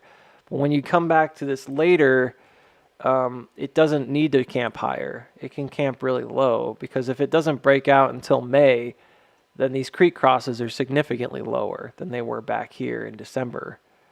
In December, it's like, yeah, if you go up here and you break this creek, it's going to go to 20, right? But you don't have to do that back here. You can basically stop right at the gap near the bottom at like 17 and then come back down to like 6s or something. So there's a very different setup now that this is kind of made the moves that it made. I think you just have to be patient, you know, with the long-term move. I don't feel like anybody should be trying to trade up to 20 or $100 or something short term. That doesn't make sense. Like, unless you're right on the brink of a move like this, and we haven't...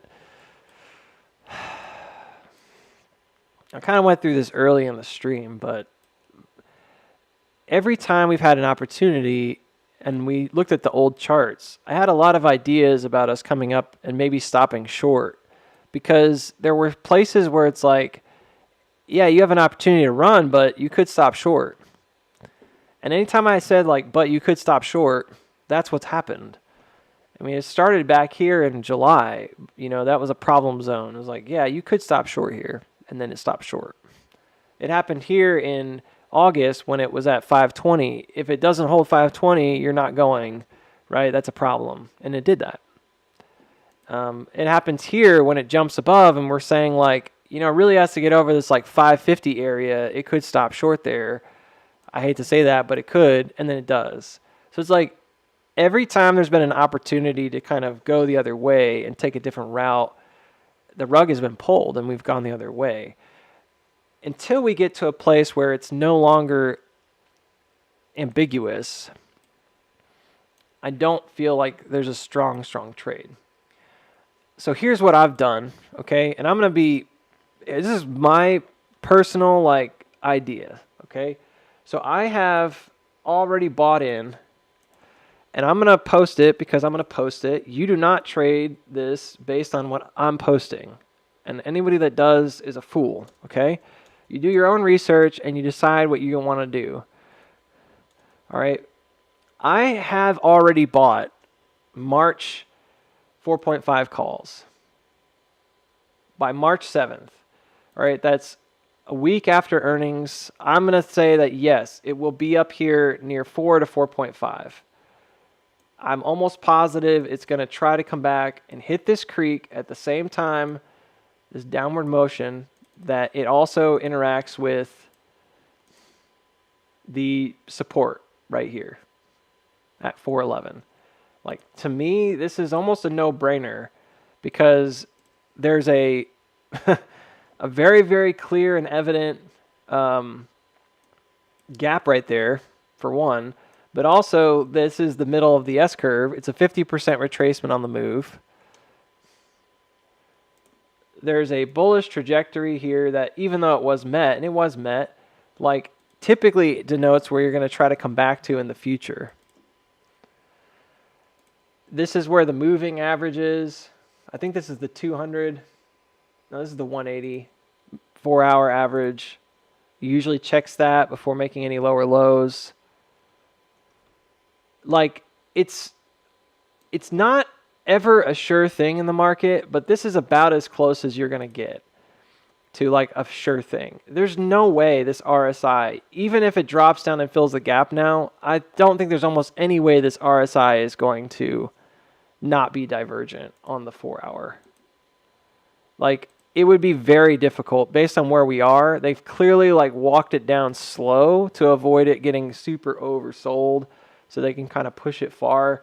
But even if it just suddenly dropped to like 292, I'm very doubtful this would actually get 100% like overcooked again. So at this point, I'm really very bullish on this going up to 4.5. I will say that. I'm not very bullish on this going beyond 4.5. It would have to break out here, go all the way to the top at 5, and then that's still a problem area.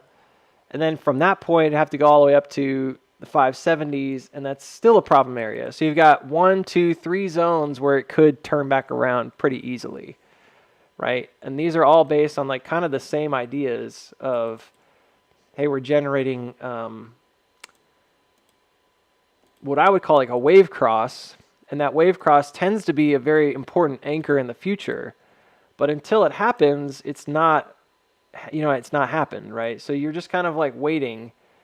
These should denote, and I thought this was going to be the one, right? But these should essentially tell you at some point in the future where you're going to be breaking out, right? And I don't know where it's going to be. Like the way I'm showing you right now is you would say like, oh, it's going to be here and here. Those are in the perfect spot. Sure, they might be. But really, like later on, it could still be very relevant. This is still like an important zone. This is giving you like a picture that's the same thing. You know, I take this same thing and I can draw it over here, and it still works. It's just the next one down, right? And this ends up being like the middle right there of the more macro kind of middle of this larger range. So like, yeah, it's definitely a possibility, and I've got it kind of in a weird spot, but there's definitely a possibility that it goes earlier. It's not impossible. But I would be very surprised if it did, because I think that at this point, we've already kind of established that we want this liquidity. It just doesn't make any sense to me that you wouldn't go ahead and try to get it. And so I think these markers are misleading because they make me think that, oh, it could go up now, and they're kind of in the right spot. I think they'll be in the right spot later too. And I genuinely think this is probably what we're going to end up seeing, that this is the intersection and this is where we come back, later on at the midpoint right here around 615 to 660, which we've known that for a while. In terms of the greater move, it is kind of the middle for a lot of things in this range. So I don't see it as anything definite that these exist. Is important, but it's like they're kind of running parallel at this point. And I just don't think that we're going to see like continuation or follow through. This one's like 1221, 1232. They might be accelerating slightly. But if I just kind of make them the same, maybe it give like a better idea. Let's just make them the same. So this is 12. They're close enough that it warrants like the consideration that they might be very much like the same exact thing. I don't know if I can get it. No, I can't quite get it. Well, that figures. All right, it's close enough. And let's just do this. We'll copy that one.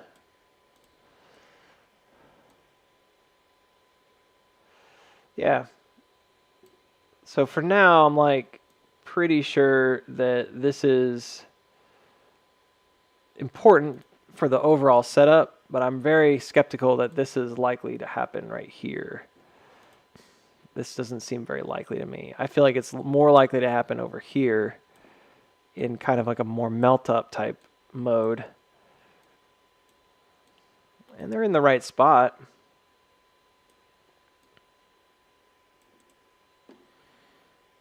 This will be your SOS there. So you might expect to spend more time there. This would be the creek break here. That blue line coming down. That's important. This is kind of the bottom of the floor right there. So everything kind of lines up where it should for a potential breakout later. Then this being the SOS on the top. And then this is the creek break here. Everything's right where it should be. And then this is the big head fake that comes really far back down. I wouldn't say it's a head fake. I'd say it's more like that SOS, on the big picture, which comes over 1380s. I don't think it needs to go far beyond that. I think it probably go up to like 16 or 17. It'll push the top resistance more than likely. And then that pretty much is exactly like what happened in 2021. This particular model right here supports the idea that we had it early on in this, not initially, not all the time I should say, but early on in this, that we actually have a massive like wave pattern here that's building out. And so this, if this does reject here, it's going to just kind of confirm that in my brain that that's the truth, and that ultimately this was kind of correct, the earliest kind of idea we had, which was that it probably wouldn't move until summer. That was a long time ago, and that was back and forth. So I've kind of flip-flopped at different times. But yeah, this makes sense to me. This generates like a second downward creek here. Everything's kind of where it should be. It falls into place really well at the end. Beyond that, you know, who knows? Things happen. It could be crazy. I don't know. I don't know if the idea of an October move makes sense, but I guess we'll find out when we find out. One of the things that this happened to have previously was a 2-year cycle.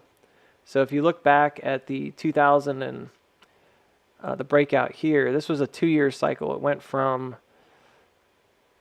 really May, which is where it kind of broke down here, to May. So if you look carefully, you can see like that's the breakdown and then that's the breakout, and they're both exactly like the same time essentially. So it's like a 2-year cycle down and back up. So it would stand to reason that we might have another 2-year cycle from September to maybe September, you know, September to September. It's the same timing. It seems like a bit much, but yeah, so I could definitely see either of these as a possible breakdown here, either at 4 or at 5. But then, like, I think beyond that, it seems very reasonable to me that you would shift down your expectations. Now, this looks like a massive double flush because it is. Reality's often not quite as attractive as that, but in this case, I think we have a pretty good case. There's a long-term trend here that intersects that top area. I'm really not fudging it. This is just kind of where it is. And we had used that previously in a couple instances to talk about maybe where that top is, because in 2000 and back here, I'm sorry, there was a rise that went and intercepted that gap. So I looked at that gap level, and we talked about the intersection of that gap and how there was a build out even lower than that, like right here. And there was a fairly consistent build out to try to get to this region. And I'd have to go in and look at that drop level to confirm that. But the idea was that like this was kind of predetermined as a possibility early on. Not necessarily that it was definitely going to happen, but as a possibility early on. Because that triangulation does happen with the gaps. When we did it on this one, I could not find a definite date that like kind of worked out. Everything was like a little bit off. But the gap's really high up. And these runners are kind of misleading, but they kind of go all over the place. There's like 2 or 3 trends here because all 3 of these are not in a line. And I tried a few different ones, and the only one that was like early was February, and that was the only one that I could find that really hit early. The rest of these definitely look like kind of the same zone, like that September zone, like over here. That's August, September. That would make sense if you were going to do a 2-year cycle and it began on the 14th, that it might originally have been aiming for like the 14th of August or near there. And then since then, who knows? Things have changed. You're like, oh, so it's going to hit that point on the 14th of August. Well, no. That's before the shift happens, right? So that's like when the chart was more or less like this, that would have implied that this move would have come up there and maybe hit and broken out in this time period, that it could break out as early as there. So it would be like the move happened before, just like this one. It'd be like the move happening in April or May and then building out here. And then this is really where you finally like break out, which is the way I'm doing the timing on the previous one as well, for lack of a better way of understanding that, right? So it implies that the move is pretty early. And I think there's a relative comfort that I have now saying that kind of the timing is starting to like really lock into place better. I never really thought this move right here, except for the possibility of the January run up, I never thought this move here was really changed. It's always been kind of like after March, maybe going into summer.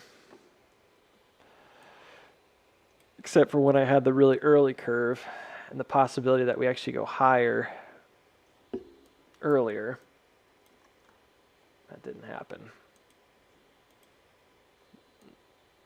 That summer setup's been on my mind for at least half a year, maybe more. Can't you be more exact than that? Maybe. I mean, there's a possibility I could be a little bit more precise. But at the end of the day, like, whether it's a month or two off in this area probably won't matter much unless you're just like trying to cut it super close. It'd make a lot more sense to just relax your brain here and just let it be what it is, which is a long-term trade. Which is probably another reason why people lose interest. And when the thing starts rocketing, everyone's going to look back and say, did you actually see this coming? Did you actually see this coming? That's the same thing that happened here. Did you actually see this coming? Well, yeah, but it took a long time to get there. Maybe longer than expected. It's not fun waiting around. Why can't it just go right now? If it goes right now, the rest of this is kind of the same anyways. It would just be like an LPS. So if for some reason it fills the gap and there's no desire to come low for liquidity, it won't do this bounce out. It'll break out now. It'll hold above here and it'll break 558. And it'll break the top of the range here at 6. There's no other way to confirm it. This is not possible yet. So it has to do a lot in order to kind of break out right now. And I think it's just as likely to come back down and do the 2-year thing. And that's nice because, guys, if this happens at the end of April, May, that's not that far away. That's not that far away. And I mentioned it before, but if you had the ability to kind of rewind and be back in this play at this time and just trade the upside and then trade the upside, I think you'd do it, and I think you'd be really happy with it. And I've been saying for a while, I personally think MPW is like a huge contender for that same motion. And I also think that AMC might do very much the same thing it did before. But for now, just going into the next month or two, I'm not particularly optimistic. I think that we're going to see one more big pop here, and then I think we're likely going to drop. Well, what if you get that 450 and it keeps running? Well, oh well. I'll just ride the shares that I have. I'm not getting out of share positions, you know. I genuinely believe it could fill the gap now, but it may not. We might just see it go Monday, gap up and go. I mean, genuinely think we might leave another gap and just rocket Monday and just start taking off for the next week or so. And then I think by mid-February, everyone's going to be like hyper bullish going into this earnings report. And I'm pretty sure, I'm not 100% sure, but I'm pretty sure there's a possibility here we're going to get another distribution. We're going to get another offering. Like, earnings will happen. It'll be whatever it is. It'll probably be decently positive. Earnings per share estimated is higher. 1.3. I saw it the same for revenue. That's really low. I missed. It's getting better though. Notice that EPS reported negative 0.5, negative 0.7, negative 0.4, negative 0.04.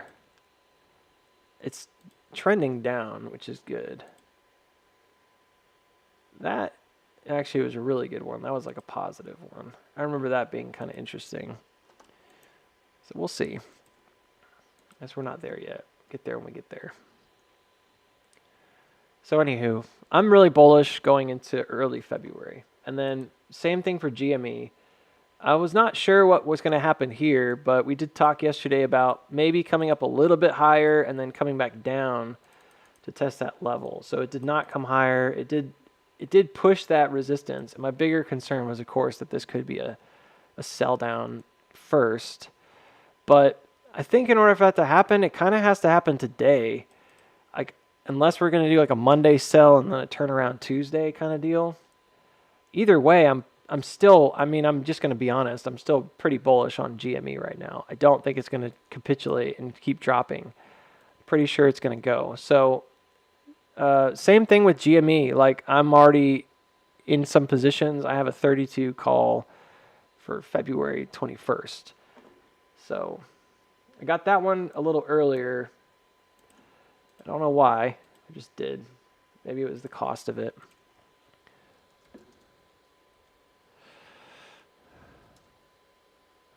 But I got a 32 call. Now, it's the same thing as AMC, because even though like I'm pretty bullish on GME, I don't necessarily think it's going to fall quite as far as AMC in terms of lows. I definitely could see this being a problem as we haven't actually met this top yet. So there's a possibility here that it just holds right in February. I think the way that GME trades is important to distinguish, because the ideas are often very the same, much the same as AMC, but then it does things that are a little different in terms of its own proportion. It wouldn't surprise me if for whatever reason this comes up to like 45 or something. Even if AMC doesn't run that far, if this comes up to like the above 40s or something like that, it would not surprise me one bit. One of the things I've been thinking about is the double flush here. And I'm thinking about how, like, well, if it doesn't ever come significantly below 26, 24, this marker and this markup is still high, but it's not like as far. If you go as far as you can go, it's like 45. If you come a little bit lower than that to where the drop is, which is actually at like 33, then the range is like 41. It would not surprise me if this is between 41 and 45, even though let's say AMC is only at like 450 or 5. It would not surprise me at all, because the level there that's being met and tested is much the same. Because GME has already checked out this 31 to 33 area. So if it rockets back above here and it breaks out and it comes up above 33, I think it's very likely that this is going to just push and do like a quick 50-50 around back to the top, which it hasn't checked since June 7th. Now, proportionally, you might say, hey, man, but that's completely different, because that's like AMC coming all the way up to 6 and then dumping back down. Well, never say never. I mean, it's certainly there as a possibility. But I think what's more realistic is if you look at the actual trends, you have to then concede that in December, AMC didn't ever come back above the top. It never came back up high, but it's generated like lower creeks. It's generated like lower pushes. So the 50% market that we're looking at here is not at the previous top. It's really here because it's generated like a breakdown. It's gone back through its range. GME has not. It's not back through its range. And the main creek it did jump was this $24 level. So the idea of this coming back down to find a support, it makes the most sense that it would be here. And if it does come low, maybe it comes slightly below 17. And that's a possibility at this point. But there's not really anything comparable for that right now on AMC. It's already below. And now it's in a completely different range. The ceiling here isn't the previous range. The ceiling is the bottom of the previous range, which is 410. So GME is in a very different spot where it's like above its support. The ceiling is, frankly, it's either 35 or it's 45, and that's very different from AMC. In addition to that, if you look at the extended trading hours, GME did make a top up here at like 80.66. That particular parallel hasn't been tested yet, and that happens right here at 32.90. So just like what I'm saying with AMC, there's a gap, there's a resistance, there's a very strong chance that if this pushes up again, right, even if it has a final drop here to like 25.70, there's a very strong chance in my mind that it's going to go to like 32.5, or at least 32. And there's also a distinct possibility, because this is different from AMC, that this may actually come up pretty high first before it makes a pullback. And I still think, even if it comes up here, that this is likely going to be distributive, even though, again, that rubs people the wrong way. I don't really care. Going into March, and then back down into April, May, you're basically in a period of like, let's buy back in. I don't know if it's going to be as low as 24 if it comes way up there. We'll have to wait and see. But there's a wider creek now. I haven't really messed with it. It's this red line. And I think it was just an estimation for if it goes low. But right now it hasn't broken that. So it would be a little higher. If it does come down to 25s, like right here, this would be a little lower. So either way, it's going to be in this little pocket. Probably again at the previous top at like 30 at the very least, right? And that's a M-shaped cross up. That's a 1, 2, and then a 3, and then you're going to have that 4 hold up. You can see it. You can see the jump in the waveform, 1, 2, and then back down low to try to hit that support. Historically, again, looking at where this is, this makes perfect sense if you're trying to walk out of here. You can see the advancement to this zone, and then the advancement to the next zone at like 39 to 40 would be very critical in the overall build out. So finding support by walking up here and then, well, I did that backwards. Doing this move and then this move, it's almost like a no-brainer. Like, yeah, that's exactly what you'd have to do. And that's what we're doing right now, potentially. Why don't you just draw that? Because I'm crazy and I like my charts looking crazy, right? And then, yeah, again, potential being that come May, after all this craziness has subsided a bit, you get a more official breakout of this lower range finally, probably at like 39. That's really when the market, in my opinion, that's where GME has the most likelihood of like actually taking off and moving really far. And I think the first stop is just going to be kind of pushing back above 80.66, because I know it's weird, but like I see the same thing right now on AMC. It's like there was a larger push in extended hours, and it's starting to look like we're going to kind of just barely get above that on that first run up. That extended push went up to like, I don't know, 1380s or 14 or something. I don't know. It was like up high. Maybe it was more like 1360s. I don't think it's going to come significantly above that top on that first push. I think GME is kind of the same way. It may be like up here around 90, but not quite all-time highs. GME ran really differently from AMC. If you look at one to the next, when you look at the overall picture, so it's possible that kind of like the first time that maybe GME just keeps going, I don't know. That's a bit speculative, but it's possible. Long term, we had talked about this coming back to the next top, which is up here around like 280s, 290s. So, yeah. If you're looking for like a one fell swoop move, this is probably going to be a bigger move if it does happen.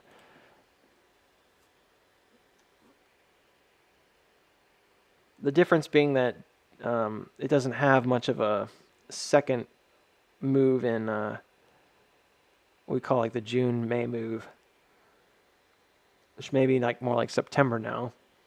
It doesn't really have like a second move in September, right? It just has like the one big move. And then come September,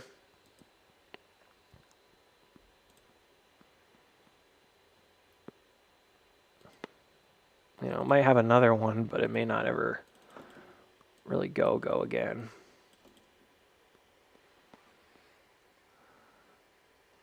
That's pretty high anyways for GME, so this would make sense to me on the basis of a lot of things, namely that this was a walkout on this channel, that it's pushing that resistance and then it's breaking out above it. And it's doing that in sync with like a new top right here at like 45 if it does do it. The possibility of coming down low has been there, and I know that's not been like very popular. I'm not going to get rid of it because I still think there's that possibility that this could be a distribution. If it hits 45 and it breaks through the creeks here, I need to know where it's going. And I think there's a distinct possibility over time that this could walk really far backwards. I think that's the bear path. And what I mean by that is I genuinely think that's where the bears are trying to go, is like push it back down. I don't know if they're going to accomplish that. I think this is where bulls are trying to go. And it makes sense to me that it's like almost perfectly like in the middle. Typically, that's what it always looks like. All right, so Wolf is trying to push again and use at 1350. Goodness gracious. MPW, I haven't really talked about much. I saw it coming up to like the 480 mark, this little red zone, and having a halt moment. And it's doing that. If February ends up being kind of a big month for everybody, at least the early part of February, it's conceivable. I know this sounds a little weird, but it is possible that this ends up pushing really far. I was thinking about it the other day, and I was like, it looks a lot more like AMC's chart than AMC does in some ways, in terms of like the 2020 build out. But there were a couple of weird differences. Like one was that this is a big triangle right here, this guy coming down. And when I looked at it and did the analysis on it, it did have a nasty throwback. But on the whole, like it should be able to come up a little bit farther, at least to like 524, possibly even as high as like 575. I'm leaning towards the 524 because of that pullback at the end. I think that screwed with I think that was deliberate. I think they made a sign of weakness there and a spring there of sorts to drive that price back down. So this is still like the target zone that I have. I still think it's very likely that maybe Monday this pops up. I'm also concerned about what happens going into an earnings report here, and I don't really know what to expect. But I do believe that it's very likely going to be just like 2021 for AMC, and you're going to have kind of like a breakdown moment going into that earnings where it's already kind of lost its steam and it's trying again. I would not be surprised if there's distribution at this level. It's historically been a very hard zone to get through. And I think if that happens, it again, just like AMC, it kind of confirms in my mind this wave up. May have a more definite top for that wave at that point, which is nice because I've been struggling to find like the right one. Like which one should I pick kind of thing. This suggests you won't get there till like February 2026, which weirdly enough is also a number that I would consider important. But there's another one that's earlier, and that's in October. Again, September, October. I mean, it's right there. This is August. Really, August to August would be more appropriate, but I'll have to kind of redo this. I've done this a couple different times and sort of done it more than once. I'm curious about what happens here at the bottom, but yeah, when and if it does hold, break down here and starts dropping down, I'm not going to likely going to trade anything. Maybe I'll trade some put positions up top just to have them in case it goes down, mostly shares only anyways on MPW. So I'd be waiting for that confirmation, and then if it doesn't come, I'm going to wait and then buy back in at the bottom real low. And I think that breakout happens again similarly May, June or something like that, but you have to wait and see. And I think this will be the ideal point for that buy-in. So we will see. But right now I'm just watching the levels right above. I think it's already kind of done what I expected it to do. Bottomed out, came back up. It's already on the daily, almost overbought. So Monday, we'll see. The only thing that I'm not sure about on MPW is if it is different and there's no real gaps below or anything. It's just, again, it would be a liquidity grab if it comes back down to try to get that liquidity down here somewhere. The only thing I'm not really sure about is the possibility, I suppose, that this is actually just a spring. So if at some point it breaks up above and it comes to like 650s, I think that's going to just be like a confirmation in my brain that this was like a spring action here. This isn't actually distributive. This isn't an LSPY. This was a spring. It does look like it's a possibility, if you think this is like the retest right there that happened on the 17th, that this could just push all the way back up to the top and just go. If that's the case, then very likely this is going to be by March way up at like near $10. That's pretty drastically different than these expectations. I don't know what else to say about that except that it's possible. And the reason that I'm saying that is because, again, this could technically be that. And the other thing that's happening here that I'm not really highlighting is just the overall widening. So there's an overall widening that's been going on for a long time on this chart in a downtrend. It's like a massively huge widening downtrend. And this particular distribution that happens would be happening like right on top of that widening. So part of the reason why we're kind of halting right now is because we're testing that widening again.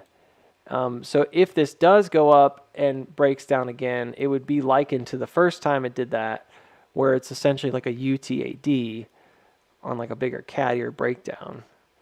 So it's not just one thing or another, it's like a lot of different things. So this is like the main trend, like basically capitulating, right, in a breakdown.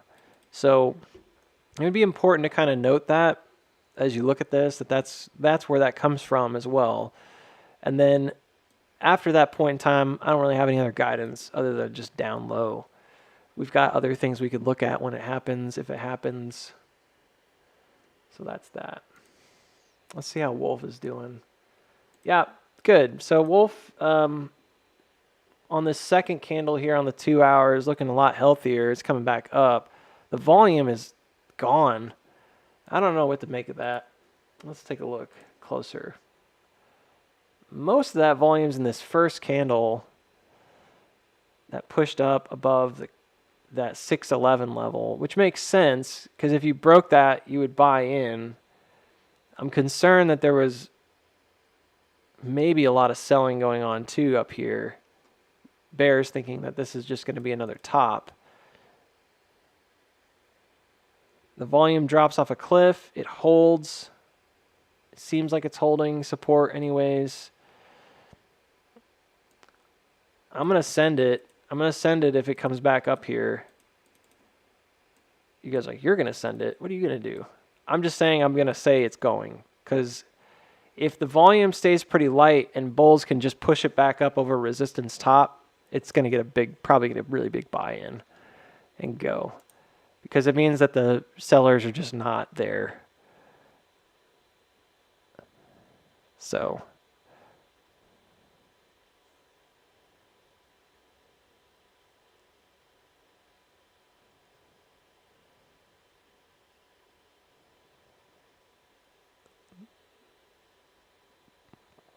Pantano is calling for a 280 gap and then slowly run to 6. That's the highest AMC we'll see again.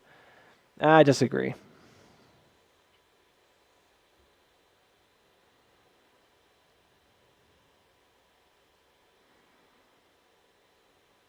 Holding for so many years to just get 6 cents. I'm not sure what you're talking about with 6 cents, but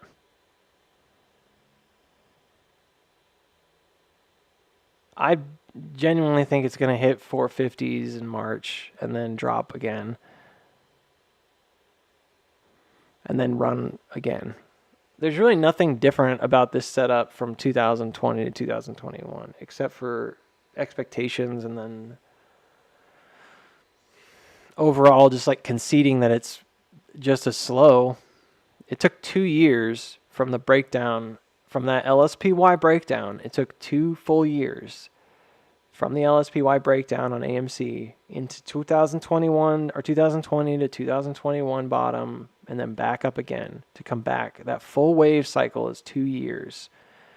We haven't gotten to the 2-year mark on AMC on this wave cycle down. So I understand why people are upset, but if you're complaining about the lows, you would not have survived 2020, 2021 because it was pitiful back then as well. And the idea of like, I'm going to become more depressed and more bearish when it drops down, I understand like where that's coming from. Like I'm sitting on a lot of unrealized loss myself for AMC, as well as some realized loss because I did have to sell some of my position at one point for personal reasons, like to finance things that I needed to finance in my, my life. I'm still sitting on a pretty sizable chunk of unrealized loss. I understand that, but like, it doesn't make any sense to me to despair. And Pantano's not been right all along. So I don't know where that came from. I've not been right all along, okay? But he's not been right all along. When we dropped down here, he said this was going to like 190 or something, and then didn't go to 190. He did not say it was going to run back up to 14, and I did, okay? I'm not going to mince words about it. He didn't say that. He didn't think it was going to run up. He thought it was going to keep dropping. I disagreed with him at that time. I disagree with him now. I don't think it's going to go back up to 6 right this second. It might get close. It may go up to like 540 or something. And then I think it's going to come back down low.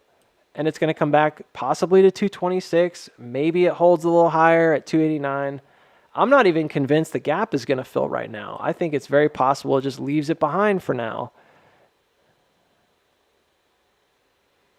But I don't think this is unrealistic at all. I think the setup is there. And if he doesn't see it, he doesn't see it. I don't know what to tell you. Maybe he's just sick of it like a lot of people and he just doesn't want to deal with it.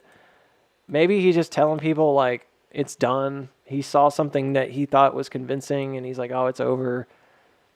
It's never coming back up. Okay. I don't know what to tell you. This setup right here that I've been drawing for the last few years is the only thing I kept thinking about when we made this first big reaction. And so far, it's been pretty accurate except for the lack of the push up to the 8s. So like, I'm not really worried about it. And I don't know.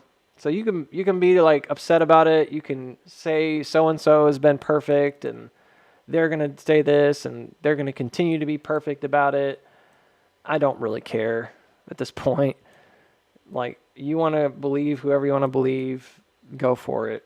You don't have to believe me either, But I'm not going to change my TA and be like, oh, yep, he's right. Nor am I going to sit here and like pick apart why I think he's wrong. That's pointless. I have already sat through this today. I already explained why I think this is the case. It's not any different than what happened back here. And the people that are complaining and saying it's so different, it's not. There was dilution back in this range when we were coming down to the 2s back in 2020. It's a massive waveform, guys. And it broke down, and it hasn't come back up to test any of those breakdowns. Charts are not mysterious like that. They typically, if they break down like that and they don't check it, they're going to come back later to check it. This was a breakdown to accumulate on a bottom, and it did. And you either think this is that or not. And if it is that, then it's no different than what we've seen a dozen other times on AMC. Like, it's no different. It's no different. I don't necessarily think this comes back to all-time highs because it could be long-term more distributive. We don't know yet. And it also builds out differently. But like, this pattern is everywhere in this chart, guys. On the this macro pattern that we see is all over the place. There's literally like dozens of examples of it on all these bottoms that we've made. Like, there's so many. It always comes back up to check that hook. It just does. It's a significant statement to make, but what I'm basically saying is that somebody entered some serious positions here and they're going to eventually exit those positions, and a lot of it's been used to help walk it down to do the accumulation. And the same thing happened back here.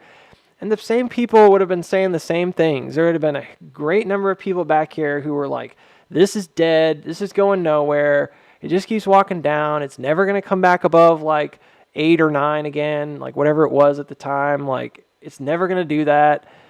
It wasn't 8 or 9. I don't remember what it was. I forget. I think it was like 9 up here. So this was like 9 to 12 or something like that. So maybe it was lower. Whatever, man. You're walking back down to check a creek. You're walking back down to check a creek. If you get a spring, you get a spring.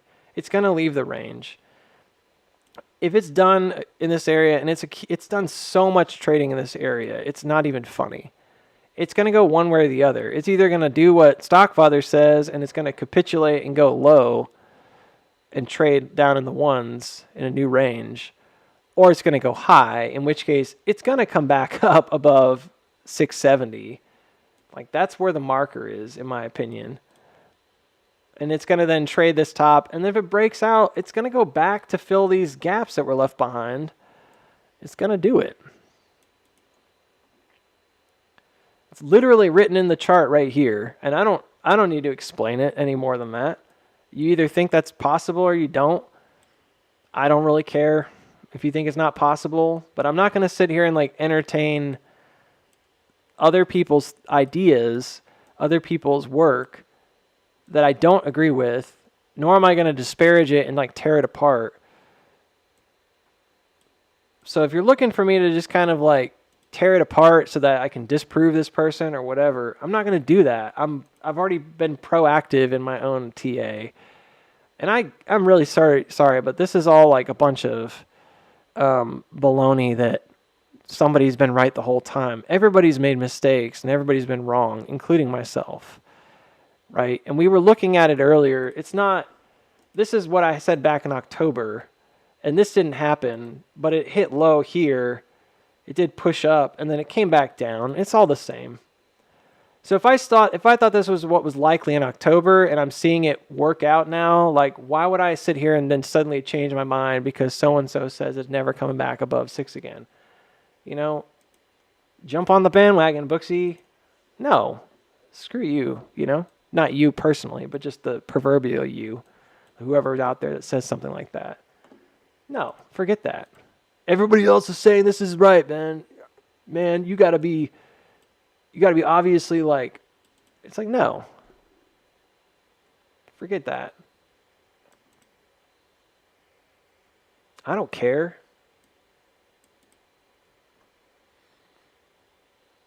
You know what we should do? I think it would be important, but I don't know if I can do it. I might try. I would love to find that chart again because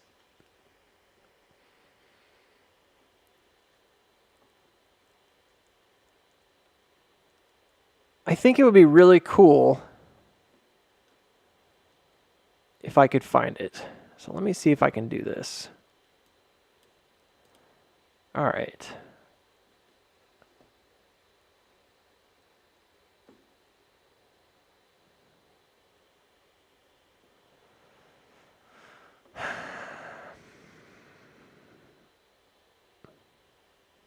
So let's go to where I need to go to here. I'm going to just do this really quick. I know this is a bit petty. I get it. You don't need to do this, Booksy.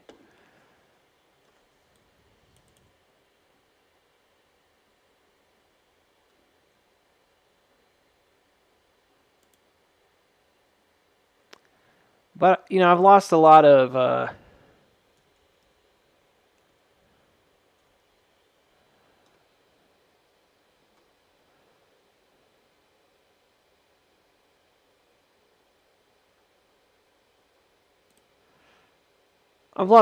people in like the recent month because I started trading and making money. And I guess people don't like that. They just want an information source for AMC, or at least the majority of my subscribers maybe want that. I don't know. I have no idea. But part of it I feel is maybe because there was a desire to see certain things happen that just didn't happen. And it's one of those things that, like, for me, I'm like, well, I totally understand why people are frustrated. I get it. But I'm also of the opinion that there's not a one-size-fits-all in the market. Not everything is predetermined in the way that we may think it is. And you have to kind of allow for room for error, again, because a lot of people are going to be right about a lot of stuff and be wrong about other things, right? So in 2000 and let's see here. This was 1 year ago. This was January of 2000.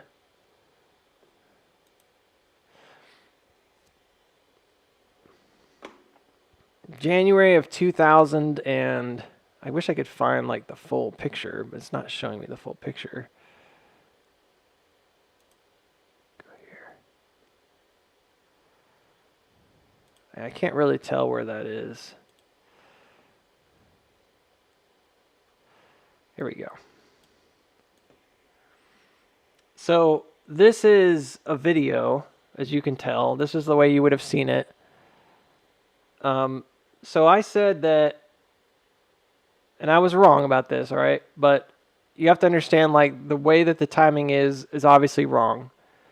But there's something here that's really important, okay? So this was in January. This was January 2nd or 3rd. You can still find this video on the channel. It may not be there forever. I may clean everything up at some point. I did that once before just to kind of clear out all the extra junk. But this is January of last year. And at that point, I was saying that it's possible that this goes up. Now, you can't see the bearish side of this right here. I do talk about some of those things in other places in other videos. But all I'm talking about is, well, we might still see this like breakout and go back up. But the main point of this video, the short form, was that like it was going to go up and then potentially come all the way back down. So right here, it looks like, well, wait a minute. You've got a chart that's just showing it go up. So why are you then also saying right here, and you can see on the very corner of the video down here, it says current price target is 250 by June of 2024. The reason that I had that on the chart was because I said that it was probably going to go maybe as high as 14 and then come back down, and the chart was aiming towards 1. And I had talked about that previously, that like if it breaks out and goes, there's a possibility that it does that. Now, at that time, AMC was at, it looks like $6.27. So it was basically chilling out right here. And it was just like what happened in, and I was worried about it, it was just like what happened in 2021 in November going into December, where I was like, I don't really know if this is actually a spring or not. It doesn't really look like it. This was after, it hit that top and I thought it was going to come back down. And I posted a video, again, January, this would have been like right here, saying that if this does rebound, it could go back up and go as high as maybe like 14. But then I had actually argued that it was probably going to come back down. If you watch like the long form video, there's a lot of talk there about that. And I talked about it probably is going to come back down and maybe hit lows as much as 250 by June. Okay? Okay, Booksy. So what? You said in January that it might come down to 250 by June of 2024. Yeah, I did. When did you say that? 6 months prior to it hitting that low. So 6 months before it came down to 250s. All right. This is my own personal track record. Like if you want to look at like big picture analysis, I thought it was going to go up early and then come all the way back down to 250. The rest of this is unfortunately kind of what's happened. So I'm going to see if this framed it better over here. This isn't like a pleasant chart to look at right now because you're like, ugh, this is kind of what happened. But it basically went all the way down here and bounced on the bottom of this massive macro wave, right? And this is the one that was in the widening that I had talked about back then. And I thought, yeah, if it does this, this was important because this was like the alternative view. If it does this, it means that you're going to be stuck under 20, all right, until way over here. Now, I wish I could read the chart. I can't read it. I can't read it and tell you where that is because I'm an idiot. And I guess when I made this, I didn't actually put the correct time frame on it. I can't see where the time frame goes, but it looks pretty darn far. And based on what we know about it and the way this has gone, I would say it's probably pretty accurate in terms of like how long this actually took. It looks like a really long cycle.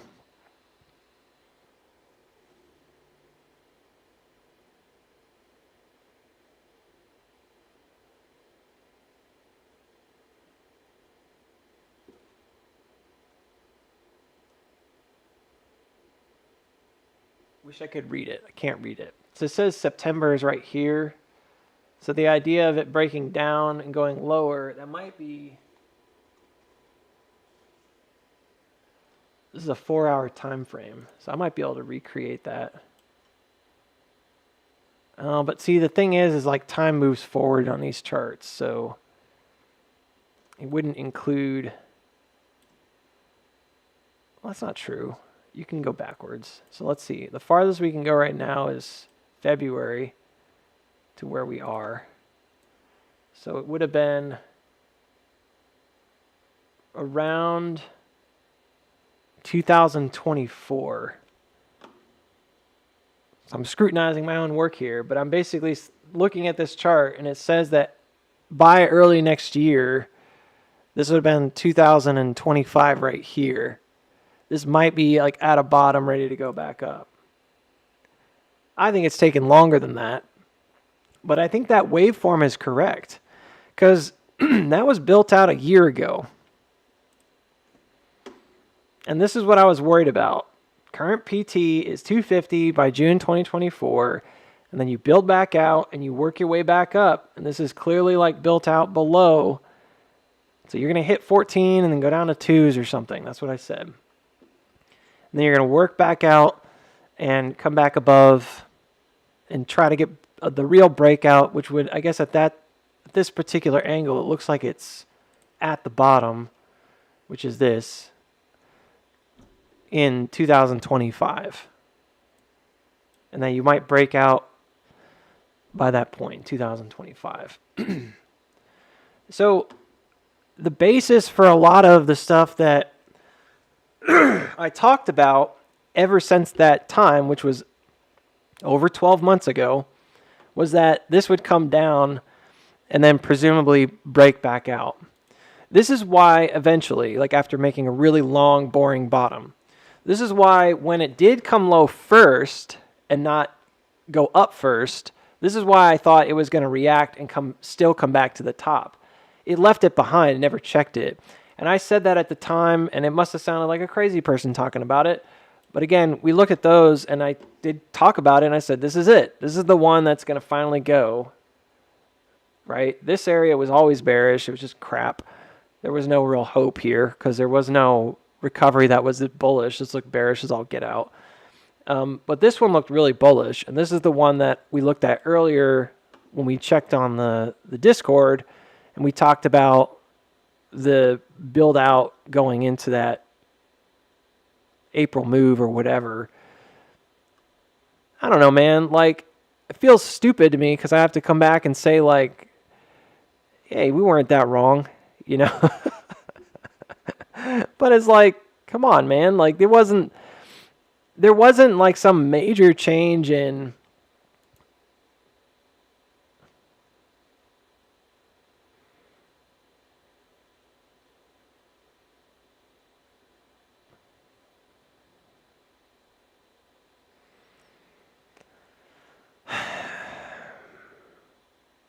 yeah, I guess this was the one that we were talking about earlier. So this is the one this is April. I thought it did come lower, but I thought we would come down first and then break out, and by earnings, we'd be back above here. Did it look like this exactly? No. This is the one that I had going to like 14. So the reason that I'm bringing that up is because this initial estimation that I have wasn't met, but I didn't throw it out. I didn't throw the number out. And that's the same thing with this kind of stuff. You have ideas and you're like looking at these ideas and you're like, man, there's some really strong targets here at these particular levels, but we're not going there just yet do I just toss the number out? No, it's the reason that you saw that is because the market looked at it. You know, the price action was targeting certain things because it's going to go there eventually. And that's how I view it. I don't think that this was an accident. I think it was deliberately gone down first to come back up later. But then that guy, you know, yesterday who came in and was like, this is just irrational and makes no sense. And I'm like, no. It doesn't make no sense. It made perfect sense because we didn't check it back here. We didn't come up high enough back here. We left some stuff back behind there and it didn't happen here. So that it happened later did not surprise me at all. And then the idea of being at $2.50 before June, I don't know if people thought that was like a late idea that I had, but it wasn't. It was a January of 2000 and January of 2000. It's confirmed by dates and times on YouTube or whatever. In January of 2023, I thought we were going to come down here. I thought we would hit 14 first. That didn't happen. But then when we did get down here, I thought we're going to break out and hit 14. It's going to happen. Sounds very familiar to what's going on right now. Like, I think it's going to go up there. It could happen now, but if it doesn't, I think it's going to happen later, and it's going to go there. Like, I'm almost 100% sure that it's going to do that at some point. So it's really more about how we get there. Oh, we're going to go down first. Sounds like that's what's happening here. We're going to go down first, then we're going to do it. Okay, it's the same thing. So, we get folks on here who are like hyper bullish, and you know who I'm talking about, like our Daves and stuff. I don't think that they're completely wrong to be hyper bullish. Those targets are there. It's just that sometimes you think it's going to happen at one point. It doesn't happen. And it's going to build out something else further before it finally happens. You know? So I didn't leave AMC because I got it wrong. I'm not pouting in a corner like, oh no, it didn't happen. Boo-hoo. I wouldn't do that. That's silly. Nor am I going to sit here and like change everything about everything I've already said. It's just that this path is just lower. It's going to take more time. And in the meantime, if I only think this is going to have maybe one more pop, and if it can't make the move and it only has one more pop before it comes down again, then I'm not going to trade it heavily unless I see something change. So for the time being on AMC and GME, I'm pretty sure we're going to get a good pop here. We're going to get some good price movement. I'm bought in. I'm in on the idea that it's going to come back up here for now. I'm in on the idea that GME is going to come back up to maybe even 40, 45. I think it's very likely going to hit the 30-something area. So that's where the calls are. But I think it could easily come up to like the 40s, before a pullback. Then I think it's going to pull back, and then I think we're going to go. We're going to make this break here, and then we're going to come back down to check that breakout. And then by that time, it's going to be April, May, and we're going to have that yearly cycle at work. And we're going to be eyeballing a major move going into September, where we come up and then we reaccumulate into September, and then we break out September, October, potentially. And by February 2026, it's been literally the most common date I've spout on this whole thing.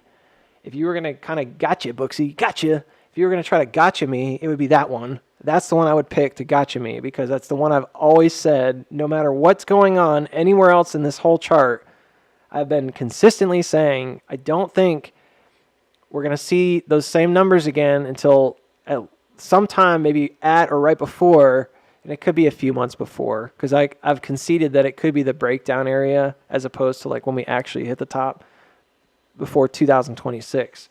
So people ask me, like, when do you think it's going to go back to all-time highs? I'm like, I don't think it's going to go back to all-time highs. But I do think it's very likely going to get back to 40 to 60 to 80, those kind of numbers by February of 2026. If you want to gotcha, do it there. Do it then. You were way wrong, man. It never happened. Okay. See you in 2026, in a year. The longer cycles on this have been playing out, and it's not fun, but they've been playing out.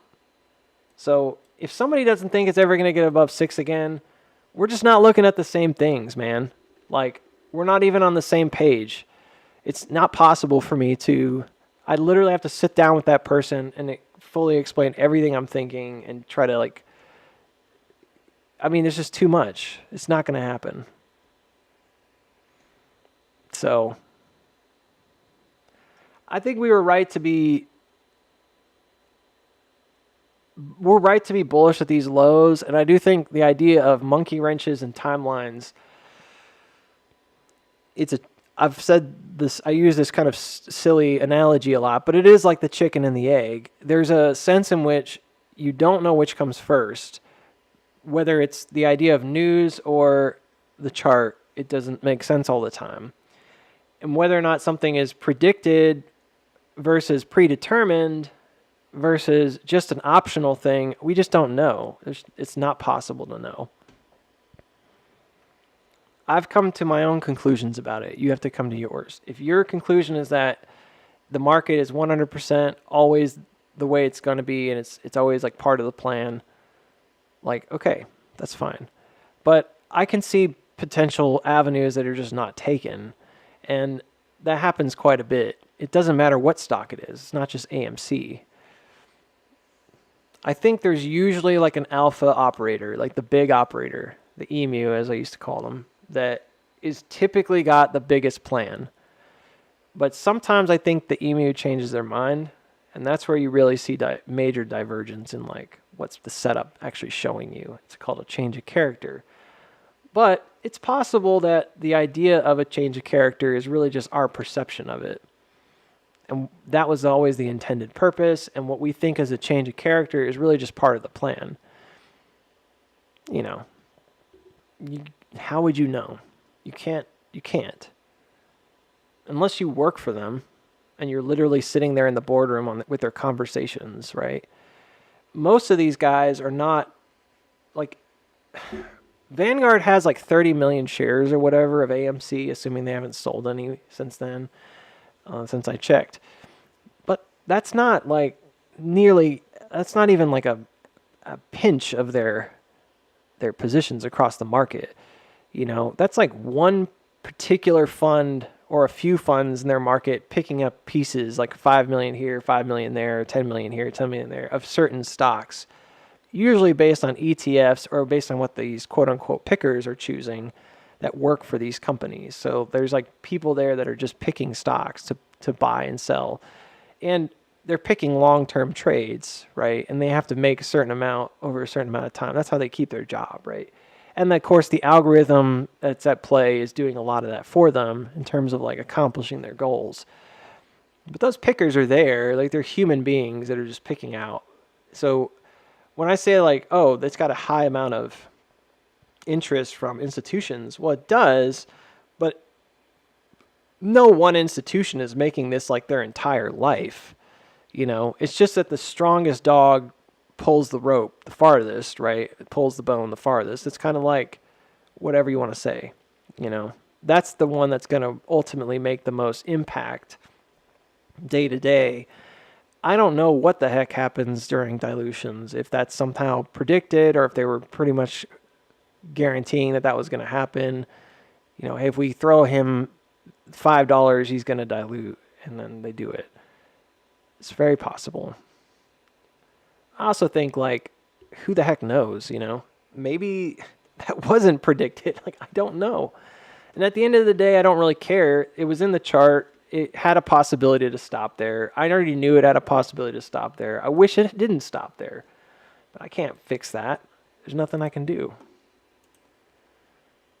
What tends to be better is to just focus on the things that you can easily, you know, chart. The things that are a little more regular. And make money, you know? Like this AMD trade isn't going to go down as like the end-all be-all trade. But I made money on the trade. It was pretty straightforward. And I think it's going to go again.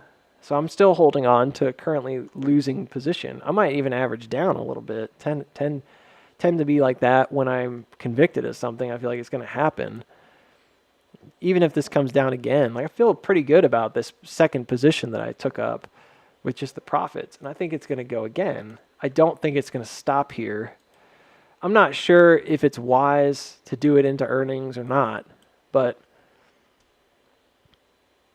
maybe it's going to take this time to kind of come back down to 114 again. Great. there's an opportunity to buy in. You know what I mean? So, I don't know, man. There's people out there that think the whole thing is a sham and a conspiracy, and I'm like, I don't get it. I'm nobody, guys. I'm nobody. I'm worse than nobody. Like, I'm literally nobody, right? And in the grand scheme of things, I was able to see that it was probably going to come down to 250s. And if it does do that and it comes low, and at some point it's going to hit 14s, and if it does do that and it comes low, it's probably going to not break out past 20 for like at least a year. I'm sorry. It's not that complicated. If I can do it and I can see that, then there's no grand like master manipulator out there that's confusing every single person. It's just silly. Yeah, but what if it doesn't go there? Then you're just wrong. Okay. But I'm not in any different a position than I am now. I'm still just who I am. You know? I wouldn't have expected me to get it right. You know what I mean? Like, it doesn't change anything.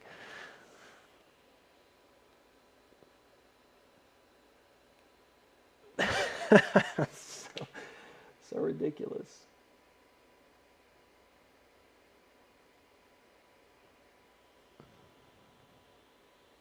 I don't know, man. I guess I'm in a mood today. I wasn't gonna be like this today, but we had a lot of people that came in just really like despondent and upset.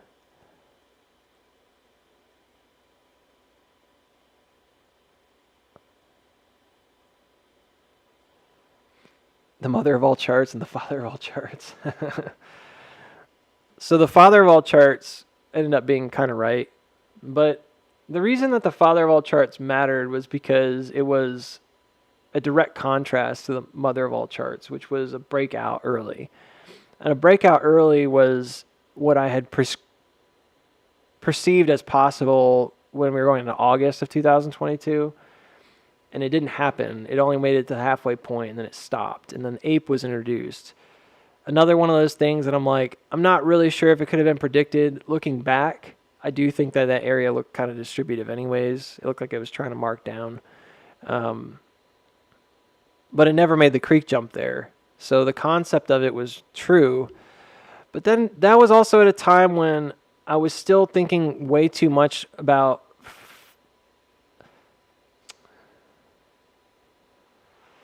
like reading a chart as you want it to be and not how it actually is. And so there's elements of truth to what I was talking about in the mother of all charts and the father of all charts that did come to play. Father of all charts was really just based on a walk down pattern, essentially like a giant head and shoulder walk down. And in theory, it was actually very true, because what I was arguing at that time, what I presented with that father of all charts, I remember it. I remember both of them.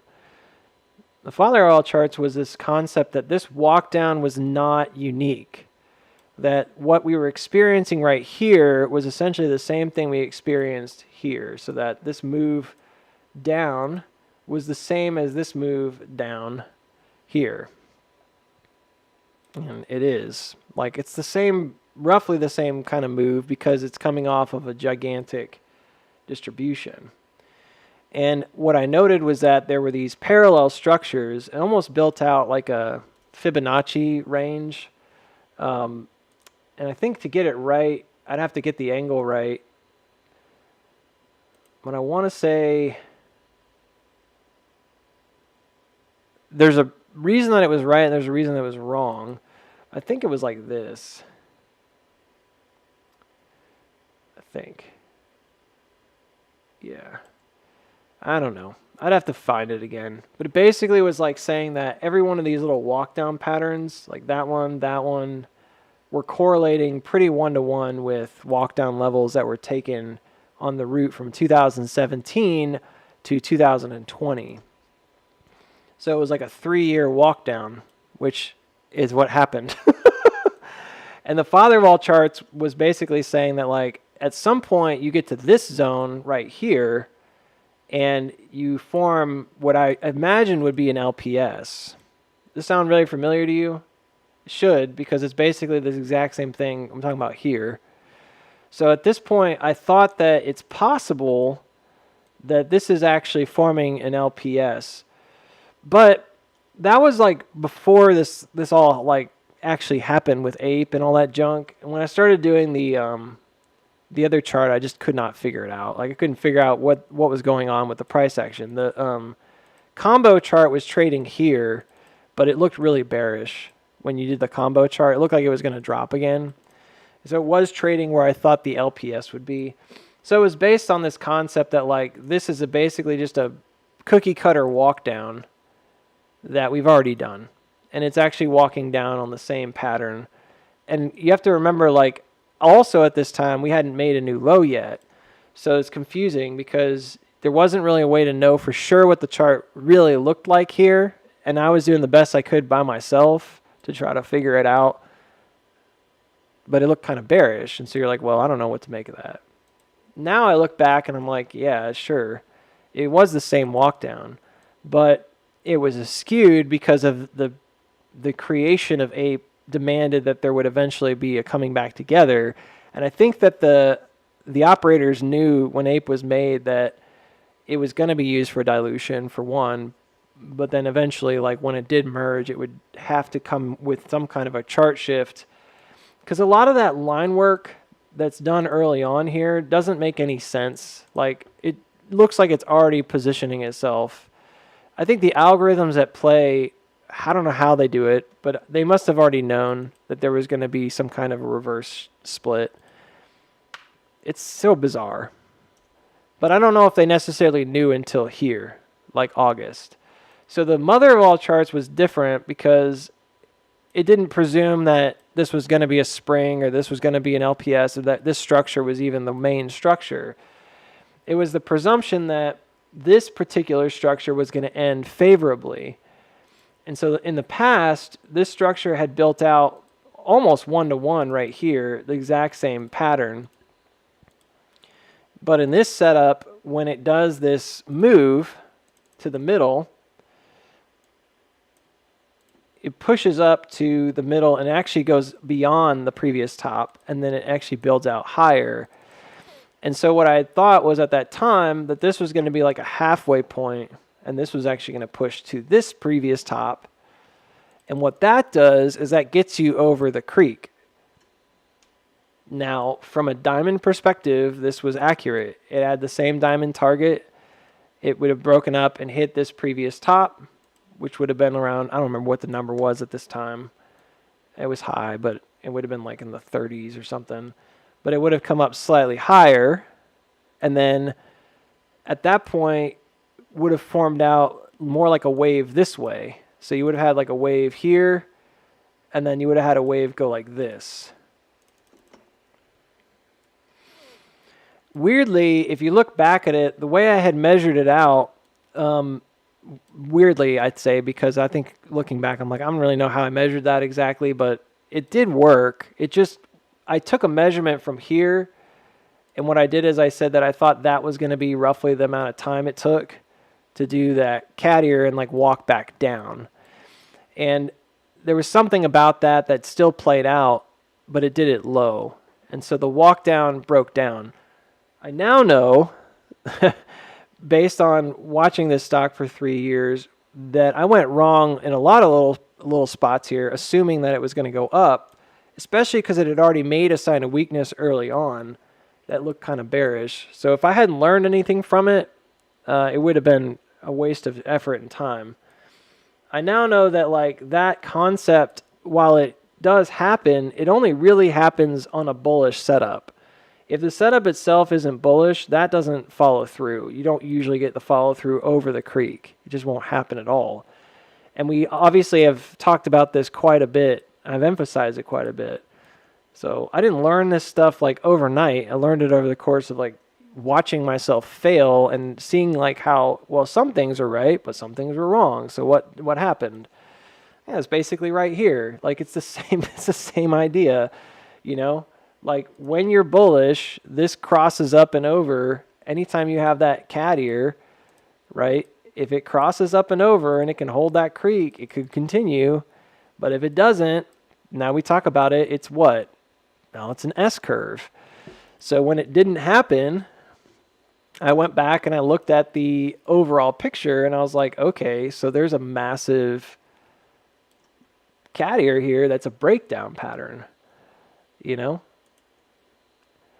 And there may be more than one way to interpret this, but one of the worst kind of, I think one of the hardest pills to swallow here is that this is actually just like a massive cat ear pattern.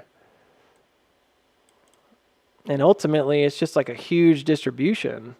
And this is where things changed quite a bit for me, because it's like, man, if this doesn't break out, then it's going far. Like, it's going to go the opposite way equally as far, because it should be like a massive, it should be like an S-curve is what would normally happen here. It did do that. The S-curve doesn't work as well. I mean, that looks pretty good, but it's actually not 50-50. The S-curve doesn't work as well unless you use the other chart. When you use the chart shift, the S-curve, it places it in the right position here. Like, it should have been right there. Like, that would have been the termination point, not the bottom here that then continues down. So this actually works really effectively to define that motion all the way from the top. But if you don't have the motion there for the chart shift, that this doesn't make a lot of sense. It doesn't really make sense. Why is this distributing right here? This doesn't look like a halfway point. It's because it's not. It only works if you use from here forward the chart shift value. So there was a build out that was being built out, and then they never, probably just by nature of the market not being able to move it that way anymore, knowing there was going to be a shift. All this is just a boom, the chart moved lower kind of thing with the valuation. So everything else here like actually makes perfect sense, you know, knowing what we know about S curves and M crosses. And then that leaves a lot of questions about like, well, what happens later? You know, could this still go up later to like a new all-time high? If it did, it would have to be based on this wave, right? And this is where things get dicey, because the wave itself on an S-curve, the middle of the cat ears, right? We talk about this. This would be like the defining middle for the whole structure. Is there a guarantee that you're going to come back above that? No. No. Is there a possibility? Yeah. But is there a guarantee? No. It's just not. So $61, $62 ends up being like a ceiling for us. Because in the end, that triangulation, it does matter when you look at the bigger picture and you see how this could triangulate with a waveform back up. But because of that shift value, the way in which this thing happened, that 61 becomes a pretty hard stop. And it doesn't mean anything to get up there, because all you've really done is jump this outer creek down, finally. And this is just, again, me using wave analysis to be like, yeah, this needs to happen before this happens, so on and so forth. I think in 2025, we're going to see it come back up to the hit like 15 or 16 and then come back to 10s. And then probably late 2025 or early 2026, going into the end of the year, you'll see it push back up again. But I don't think it's going to be significantly high. I think it's going to be like 60 and that's it. And I don't think it's going to go anywhere else. Because at this point, all of this is very, very good. All of this works really well mathematically, so on and so forth. But ultimately, it just creates like a big wave that is technically channel bound still. So the one thing that's not being shown here is there's an actual larger channel. If I were looking at this as a waveform pattern, I would say this is like nearly a surefire bet that it's going to be up here. Just like I'm saying it right here locally, that it's going to come back to like 420s. It's the same exact thing. It's just bigger. And really this first move is actually this big move, so it's a shift. If this hadn't shifted, if it hadn't shifted lower, let me show you what this would probably look like. If it hadn't shifted lower, then what you would have is, and again, this is just really just to talk about it. It's not really a meaningful thing at this point because it did shift lower. It's not super important. But if it hadn't shifted lower, this would probably look like coming back up to near this value at 170, which was more or less like the original top value. Weirdly enough, it's kind of like going back to check that breakdown that we never checked. We didn't check that? No. We tested it once in March of 2022, and we never came back. That would have been without the shift. The shift essentially just erases this original range. It's really strange. It's like a perfect kind of erasure of it almost. And now like the best you could probably hope for is coming back to this LSPY. Maybe hitting 109 if there's like an extension. But it's all been shifted down. So the wave analysis here, this looks like a hot mess, but the wave analysis here is actually really straightforward. It's basically the same as what happened here when it broke down, came low, built out a bottom, marks back up to the top. Now we're channel bound. So even if you got above this creek, so you've got a really nice triangulation at $61, roughly by February 2026, that it gets up there by that point, seems likely. You have a midpoint right here that's defined by a creek down, assuming it doesn't reject there and head low again, which could happen. It's not like this is a one-size-fits-all markup. It could definitely happen where it comes up high and then comes low and has a bigger break later, for example. But the triangulation here is actually fairly straightforward. This is really just a shift value. You can just think about it like displacement.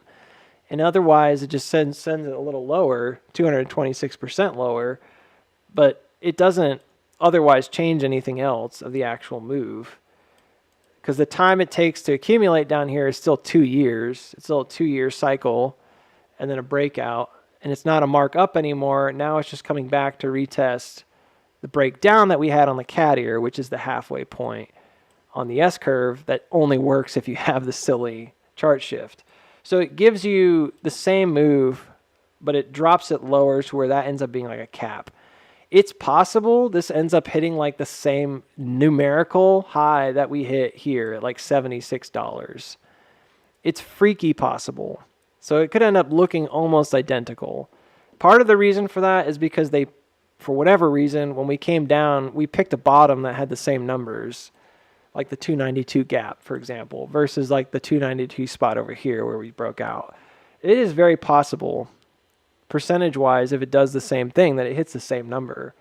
But it's all shifted. And now there's a massive gulf between here to here. That's the wave, 1, 2, 1, like up, down, up. This is why I'm not particularly concerned about the long-term future. I would be more concerned if it comes up and it doesn't break this creek. But, you know, everything else here looks pretty standard. Like we've seen this a dozen times on AMC. We've seen it all across the market a dozen times, more than a dozen times, 10 dozen times. Like all these other charts. Literally was the entire basis for like why I traded from 114 up to 120. Like it's the same exact logic. So it works. I don't want to hear people tell me like it's just silly or it doesn't work. It works. Between the ears being the center right here, right? Like it works. It's just that sometimes this builds out so large that you can't see what's happening in the micro fascia of it because it's just like ridiculously difficult to see it. I mean, it's hard to see what's going on here. But I'll tell you when I did see it 1 year ago, when I thought it was going to come down and maybe build out really slow. What about this as a giant wedge though, Booksy? Couldn't it be like a huge wedge? It could be. It's not impossible. You know, usually what we see is that this is just the first part of many parts. So my assumption at this point would not be that it just keeps going, but that it would probably drop back down and come back to retest this creek. And then we end up back down here at whatever the value may be when we get there. It's totally logical to me that that might happen. You have like another massive sell down, and it probably takes a long, long time, just like this one did.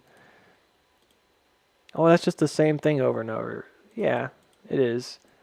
I would even say that if we get an LPS right now, for whatever reason, we don't hit a new low, we just hit the gap and go, I would even suggest that it's possible we come back to that $2.44 level in like 2028, 2029 again. Like, I think it's totally possible that this is what we see. Because if you don't check this on the way out, you're going to come back to it likely later, which happened here, and we came back to it. So there's a method here that's pretty straightforward, and I would not be surprised, again, if we don't actually get that low. Maybe we hit the bottom at the gap, and we take off in May or whatever. We think it's going to go forever, but it hits this high, and then it sells all the way back down to the floor again for like a macro double bottom. It wouldn't surprise me. It'd be weird. It'd be a weird thing to watch happen, but it would not surprise me at all. And the fact is that if we're right about the trend, then this could be a really, really, really, really long process. Like, to get out of this is a lot. Normally, what we see is that if this is like your setup, and this is what it is, it looks no different. I'm telling you guys, it looks no different than what we see on like some of these micro charts. Like, this is exactly the same. If this is like your setup, right, and you come back up, this could be like an early creek jump right here. That would make sense, And then normally what I would say is that after that point in time, let's use a different color. Let's not extend it. After that point in time, I would suggest, you might get up to here. That's usually the case, and it's usually pretty close to like where this is. Like some kind of a triangulation of events happens, right? It's like a midway point. Usually after that, you would expect this to come back down, because this would be like seen as a giant M, like 1 and then 2. You would expect there to be a retracement to fix some things. And then likewise, if this happened to form out the way that you saw it forming out, the way that we're just describing it right now, you'd also expect this to probably form out in a matter of channels, right, where you experience logical tops. This should be lower. This should be like here.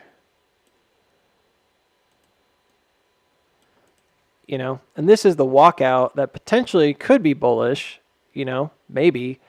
Unfortunately, you've also made this ridiculous low. So it has to be like a spring motion or something at that point. And I don't know what would be chosen. Maybe it doesn't ever come back down to the bottom, but it certainly could.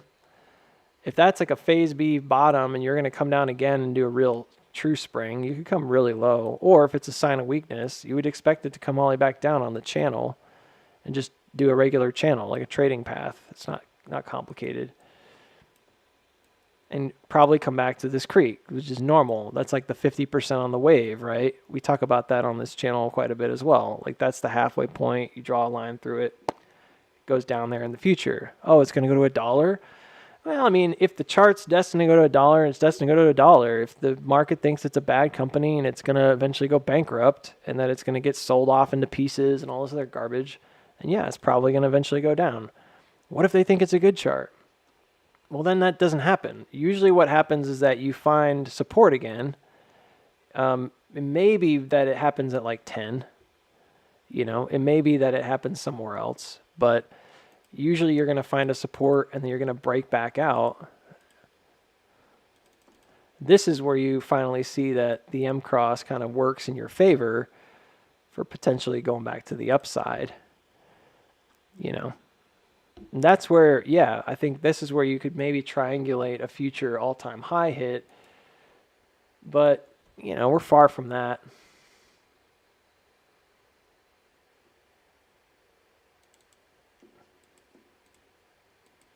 This looks like 2029, which there's so much time between now and then. That's when a lot of those notes are due, I guess. So, I don't know. But yeah, it's possible if this is an M cross and it holds here that it just goes back up, breaks out, and then goes up again here. And that's where it finally gets back to the original highs. If the market thinks it's worth that much, which I don't think it does.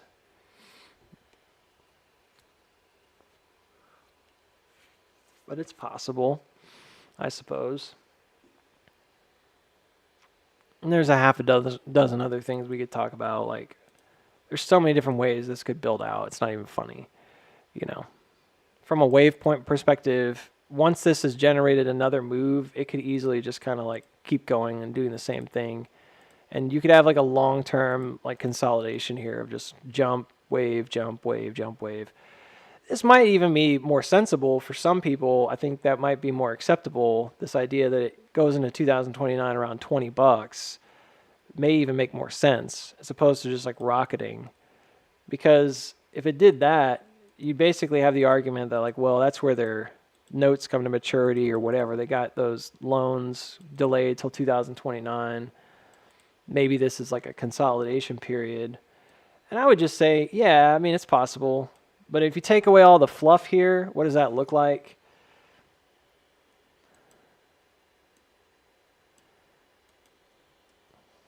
Just take away all the extra stuff and just tell me what you think that looks like. It just looks like a macro cat ear setup.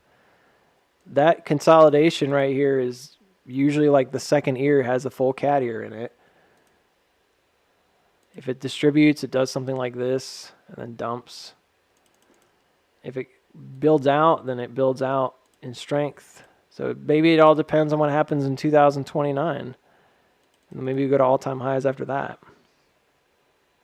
You want to be in this chart forever, or do you want to like do other things in the meantime, This is a great way to set it up too, because this would give you a cause right here that would be hard to read and interpret, because the cat ears are notoriously difficult, in my opinion, to kind of determine whether they're bearish or bullish. So this would build you like a longer term cause, probably from 2027 to 2029, that kind of thing, like a 2-year sideways period where it's just chopping like crazy in this area. It's running, it's not running, it's running, it's dumping, it's running, it's dumping, and then 2029 comes around and you're like, what's going to happen, right? That seems to make sense to me. And this might be a more logical place for AMC to trade, to be honest. If it's a company that's doing okay, but not doing great, and it's not going bankrupt, do we think it's worth $280 a share, way above its market cap, or do we think it's worth somewhere around the original kind of prices back here, which were like, I don't know what that was, $6-8 or something like that? I mean, be reasonable, right? That might be sensible. We may even get some kind of a split or something by that point that takes it back to where it was. And now the chart's back to normal values and it's chilling out here. I don't know, man. That to me looks like a better floor if I'm just being reasonable.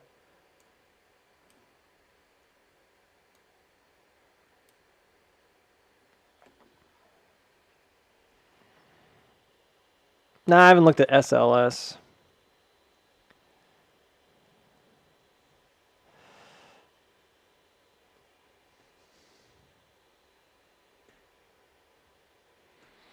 Yeah, but Cinemark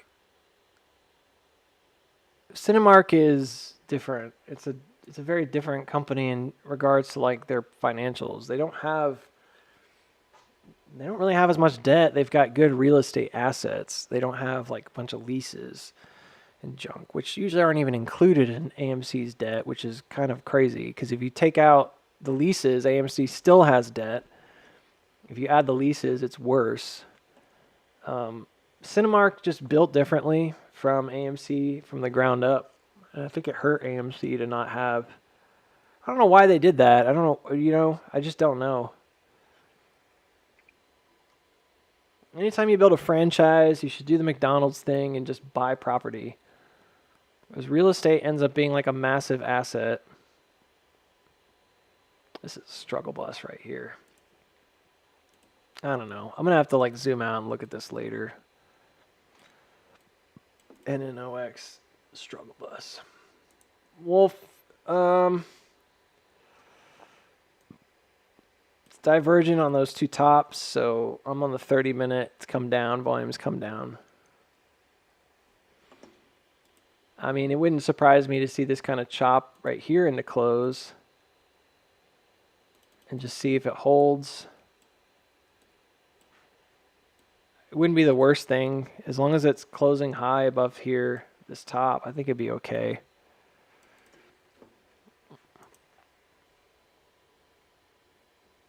It should be like a cat, man.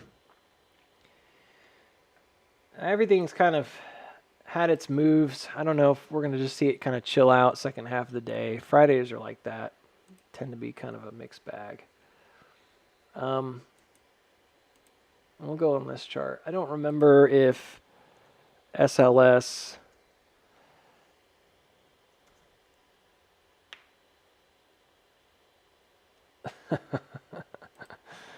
You must look, you must.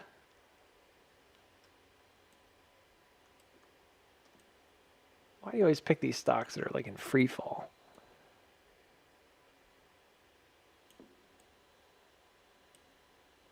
Did I? I don't know.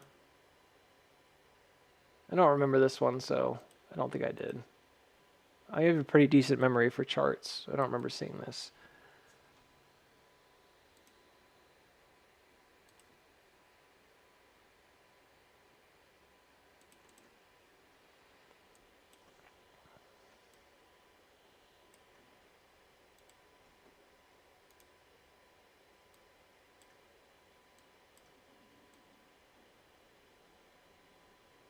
What's the point in having like a middle thing if you can't use it?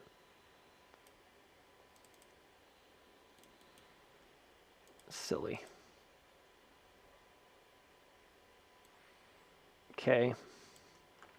So this is bullish direction, attempted bullish direction, I should say, because it didn't ultimately hold.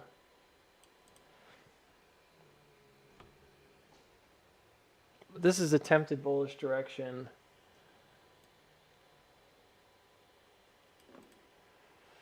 This is the wave breakdown. So top to bottom, it should be about halfway. It is. That's good. So there's consistency in it.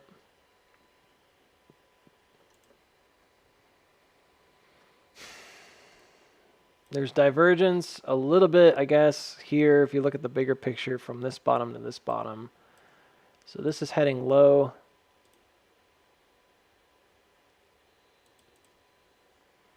This is really no different than the AMC chart we just looked at.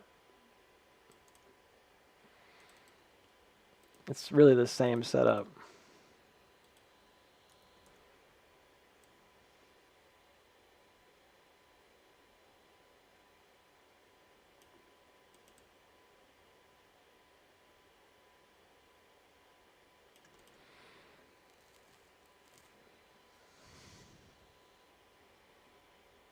I mean, it is. There's a bounce here, it breaks out, it's an auto reaction, sells off in the middle, comes back down, now it's bouncing out again. It's like exactly the same thing. So that wave structure, there's a lot we could do with like parallels and junk to kind of help define it. I'll try to keep it simple. There should be a middle here somewhere. There. And it was established as a middle.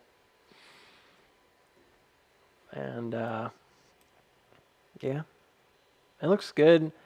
I mean, the big thing about this is paying attention to like the major signals. If it didn't have this divergence, I wouldn't feel as strongly about it. Like it may have a pretty good chance of running here. And then this is a breakout with a retest. So you can see it jumped the creek on the RSI. Didn't come particularly low, but it did jump that creek. Let's see if there's one on the regular chart, not RSI.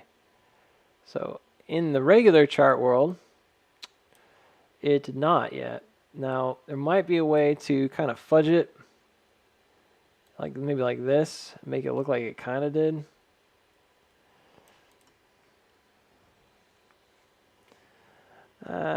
It's at the floor, which makes sense. So this is another triangulation here.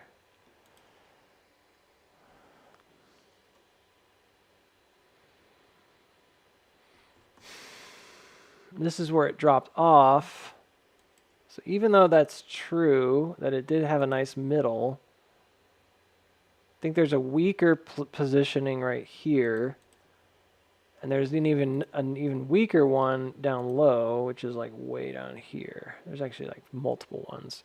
So these would be like fib waves. And this is where things get kind of tricky because there's probably going to be a few that work pretty well and a few that don't. I'm going to try something real quick. Let's see where this goes to the middle. This would be like the weakest possible one. Yeah. So that's that latent drop.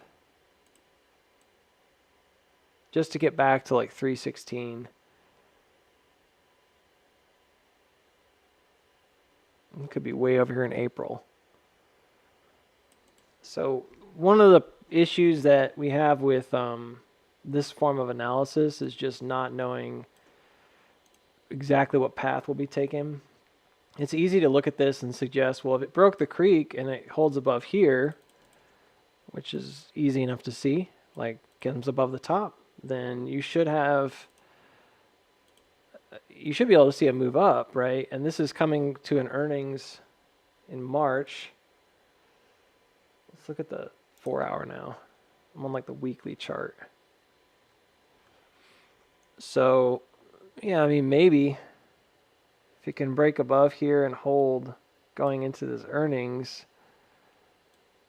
it could have a push all the way back up eventually to the top. That runs from like March to May.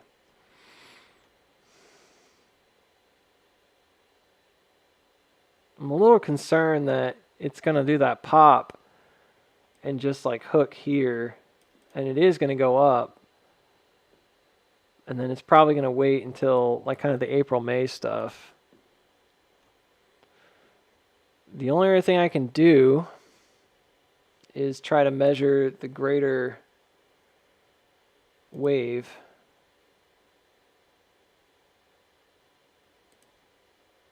This is going to be tricky. I'm going to use that midline and see when it entered there and exited there. It's like right here. It's kind of the best I can do to sort of narrow in on a potential middle. Maybe right there. Yeah, it certainly looks like maybe February. But that's also assuming that it comes back to that marker and not another.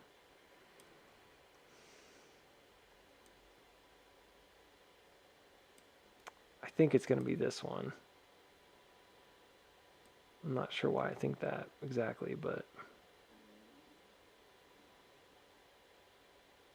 I think it's going to be that one. So I'm not going to do that. I'm going to use the creek cross instead. So one of the things I've noticed is that when I do wave analysis, sometimes it's hard to find like the middle of like a cat ear or something. If there's like 1, 2, 3, 4, and this was like the weakness here, and then it goes towards it later after the distribution. As you can see, like this is established as an SOW pretty early, right there, and then it goes up top to do the distribution over the peaks, like above the previous tops, right? Now these define other trends. They're hitting things in like checking off boxes, but ultimately it's just a UTAD. It's not complex. And then it goes back down and resumes the weakness, and that continues for a long time, right? And so this is a distributive action, taking it back over the top to sell. Was a fake out for sure. So one of the things that's difficult for me is often to try to find that perfect middle. And what I've noticed is that the middle of the jump tends to be one of the better places. So if there's a midway point, it's probably here. Even if that doesn't lie perfectly like 50-50, like for the other thing I just did was like enter and exit, it's probably off. See how it's like off a little bit? This is probably the better one because it's a change of direction and it's a defining feature for the rest of the play. Because like the rest of the time, these ears follow the next pattern down, the next wave down. So I actually think that's probably the best middle that I can get.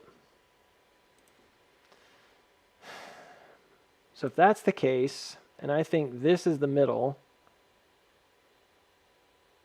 and I think it hits this marker because I'm feeling like that's the most likely.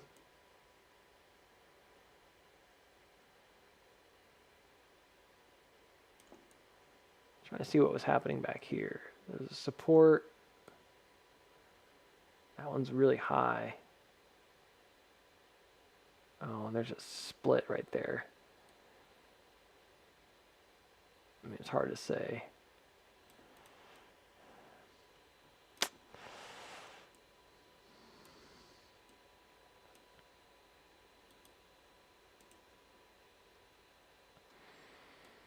Okay.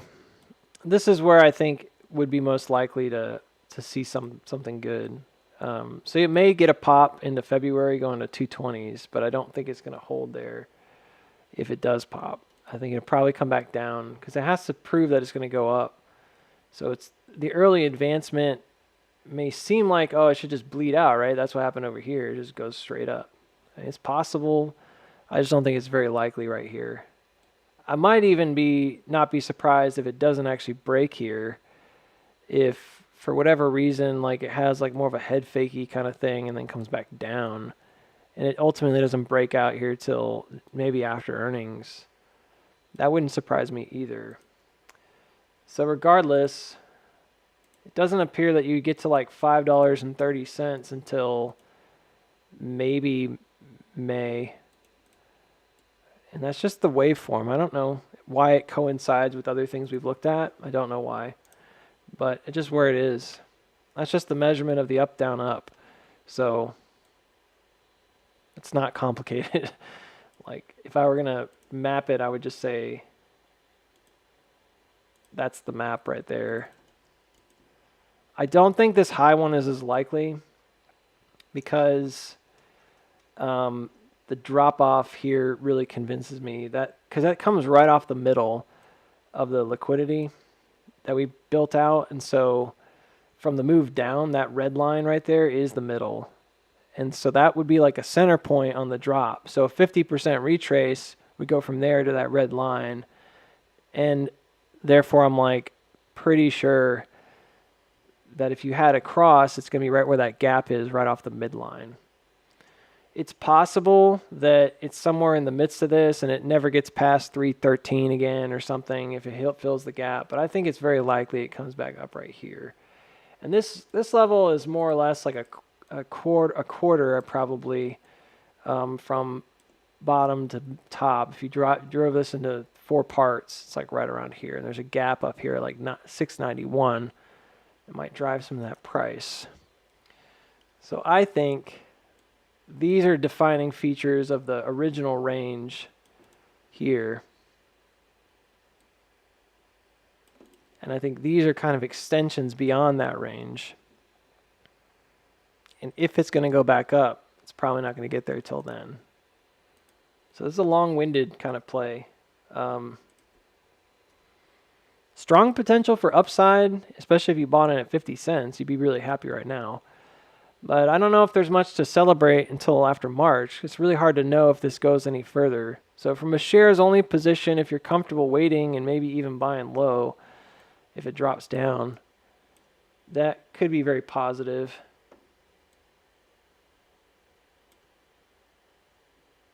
Yeah, and then this is starting to look really right, because see how that's the RSI. On the RSI, that's this actual ear here. That's like where it built out the wave. So it jumps the wave right there. And you can see the continuation down after that. So this is the middle. It's pretty obvious to tell that's the middle. I mean, that would be an easy thing to see visually, because you can see the up, down, like this. That's easy enough to see. This being a little bit more distributive as a middle may be difficult. That's where the creek jump is, just like we were talking about back here. So you would look at that as like a potential center point, and I'm seeing on the RSI that's the peak. So if I were doing another projection forward, I would use the bottom through that center point, and that's aiming towards that greater target up high.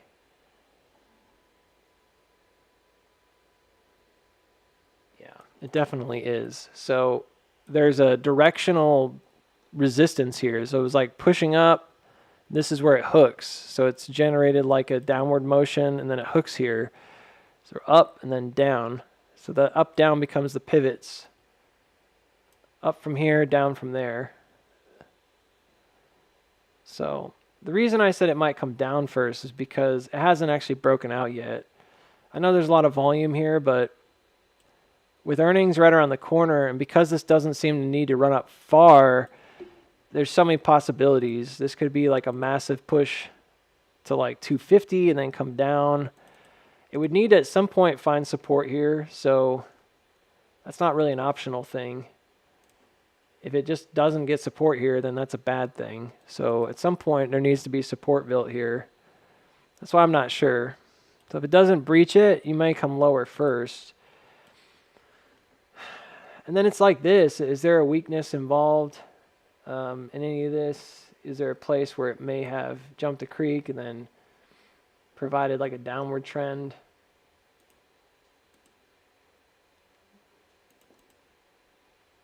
That was heading really low, and then it does make a lower low here.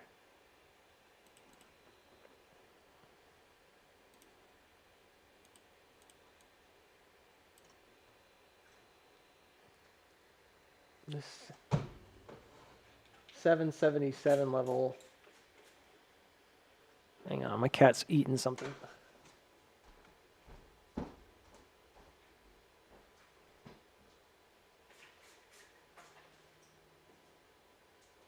These stickers, man. I don't know why you guys do that. It's gross.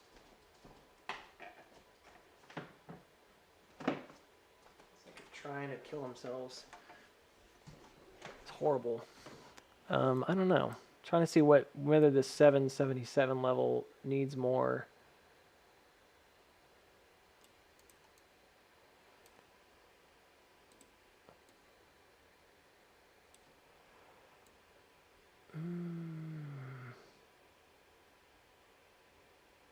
It's hard to see it. Let's not use these arrows. It's confusing.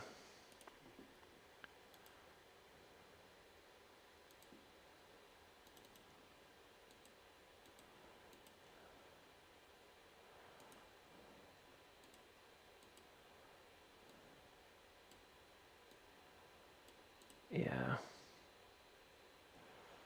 So this is actually on March 7th. And let's look at the higher creek. I'm more interested in that. This definitely jumped, so it's like, why would it go down low again? It shouldn't drop below that creek. Shouldn't do that. Oof. Well, that's pretty damning right there. So when this came up, it tried to push resistance and it failed. It went higher and then it immediately makes a lower low. Anytime you see something like that, you need to pay attention, because somebody's marking off something of like, where did they want to go? Why were they doing that? There's some kind of a liquidity grab right here that's strange. And it does push lower, which is also strange because it makes a lower low. And now it takes off after that. So you're like, oh, it was the spring then, right? Yeah. But I don't think it's a coincidence that then where it finds support, which is right here, that support is like right in line with the previous creek, and it points towards that low again at 75 cents. And the last two bigger ones, which were from June and December, both point towards the same marker. All three of these are triangulating pretty hardcore. So what could that be?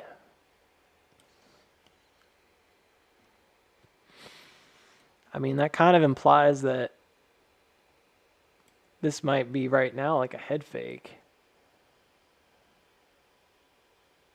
How do you deal with that? If this comes lower. Oh. Or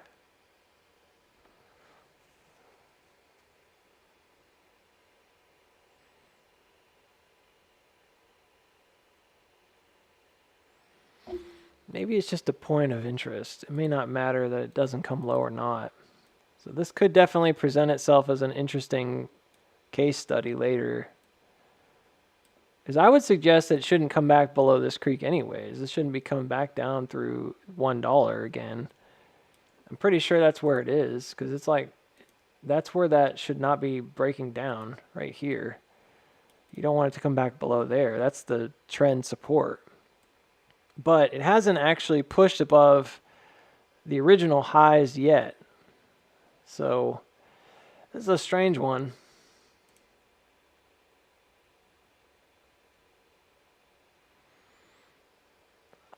Part of me thinks it's actually kind of straightforward. I think if it drives back down through there, it's going to go low. I think it's pretty straightforward. So if in the month of February it ends up dropping beneath the $1.19, I think it probably comes back down pretty far. Only back to 76 cents.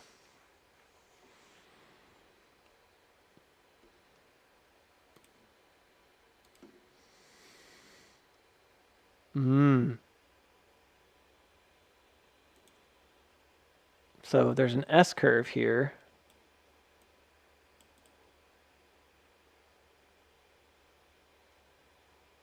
The 50% retracement's $1.06. So they're trying, the bulls are trying to like lay it up. They're trying to like throw this S curve up above the floor and then hold the floor.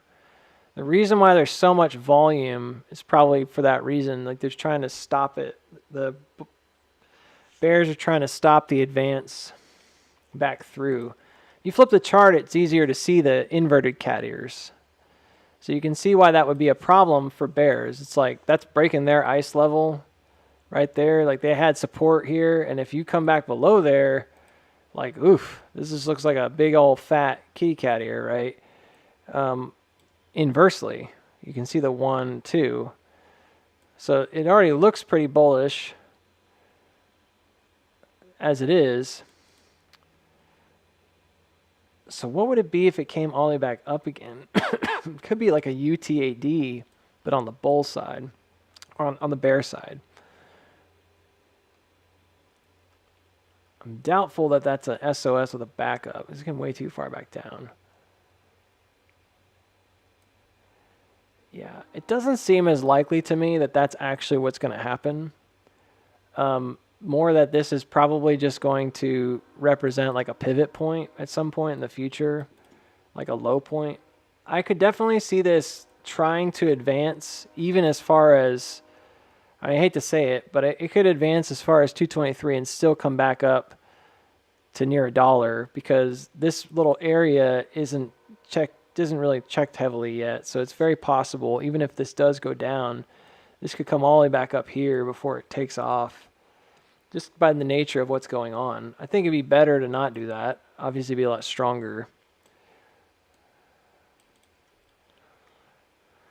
So, one scenario here has you going up first. I think that's pretty likely.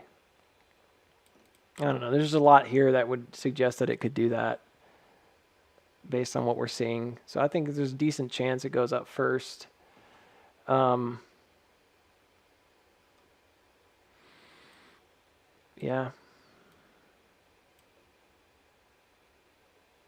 And then I think it's going to pull back because it's upside down land. I think it's going to pull back to, more than likely, if it's bullish, it's going to pull back to here. That would be the back test that would make the most sense to me. So, got to kind of use your brain here to think about both. Like, it could drop, it could even hit 223 or something like that, or 215. That's the finishing of this like S curve going down.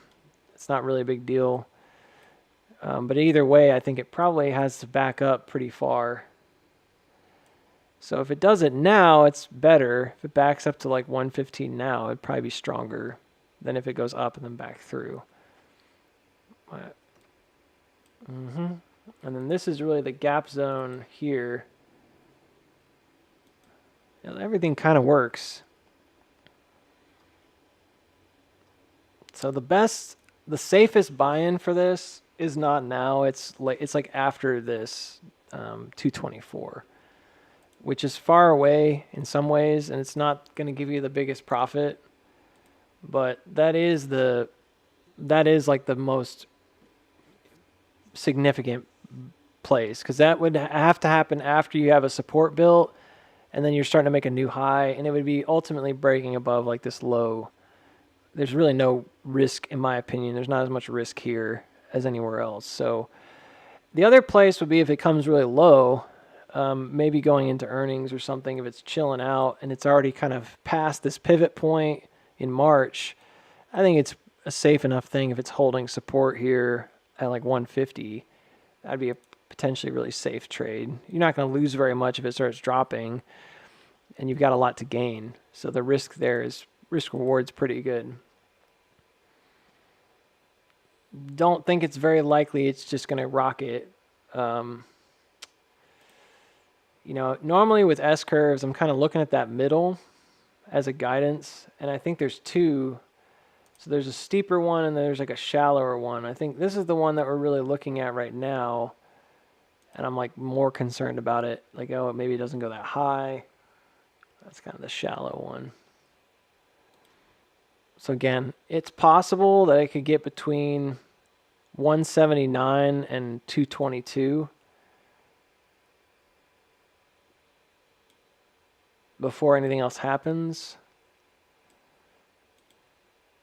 So if you wanted to like just trade it up and just set a trailing stop or something, and then I think it's more likely going to come back. If it, for whatever reason, continues to push up here at like 170 and it can't breach like 175 or something like that, and I don't really know what else to say except it's probably not going to do it. It's just going to come back down, because if it has an extensive amount of trouble with it, because right now you don't want it to get to that really overbought place where it's still trying to push up and it can't advance. It just tells me that there's something amiss. Especially because the volume's so high. That'd be an easy place for people to like sell off and take it back low.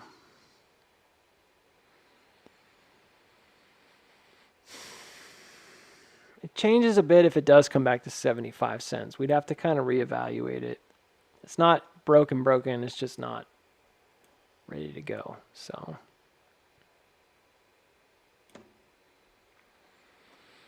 this is one possibility. There are others. There's some that could take a really long time, like going on to December or something. If you want to play this long term, it's a pretty long chart. It looks small, but it's not. This is like March of last year, so this has been down here for a long time. So this is March of like 2 years ago. It's 2023. Yeah, so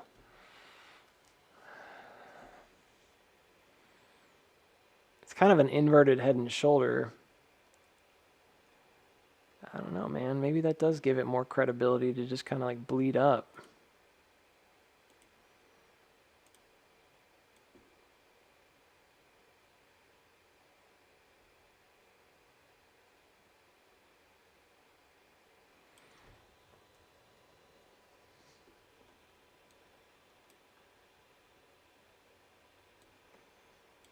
I don't know.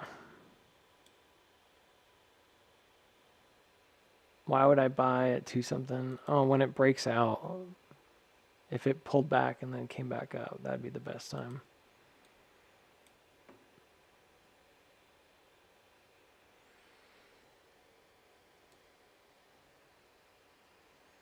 It looks a little bit like a complex head and shoulder, but I don't particularly love head and shoulder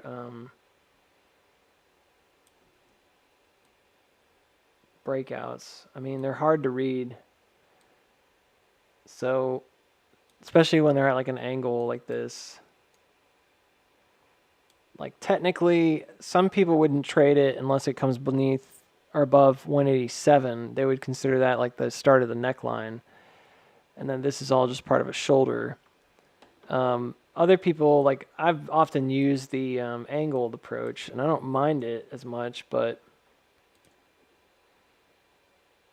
it's hard to determine in this case. Like it's right there if it is.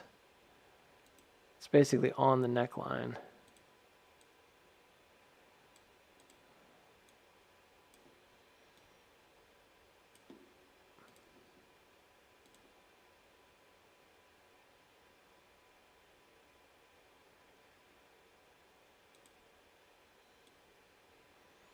It's probably going to end up equaling that move down anyways. Yeah. 264. I don't know, man. This whole thing, there's really nothing overtly bad about it. The only real risk you run is if it just kind of stops right now. Everything else here looks fairly positive. There's a suggestion here that it's going to reach up to like 260 on a head and shoulder break, which is quite a bit farther than I suggested. It's like double the value that I was suggesting. So I don't know, man. Trade it if you want to trade it. I think you could trade it up to there. It may end up being both. Like both might be fulfilled. This could end up pushing really far and almost squeezing and then coming way back down to check that breakout. And that would also make sense to me. It would leave some of that gap available still and give you that move out. It'd probably end up equaling about the same as that shoulder from here to here. Yep, that's the same amount. Right there to there. I think it's possible that that's the move. And it is the S-curve, so it's not the big one. It wouldn't go to 5s. But it would go up to just enough to get above this. Yeah, enough to get above this middle, and then you'd back up, probably go again later. All right. So where's the breakout, Booksy? It's kind of sitting on it right now. If it gets back above... yeah, I think there's a potential this could run all the way up to near 270s.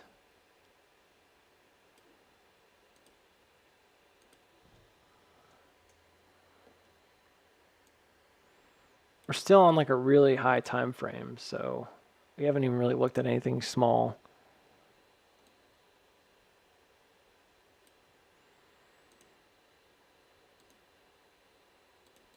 Yeah, at least when I narrowed it down, it looks like it just kissed that top right there, that red mark coming down.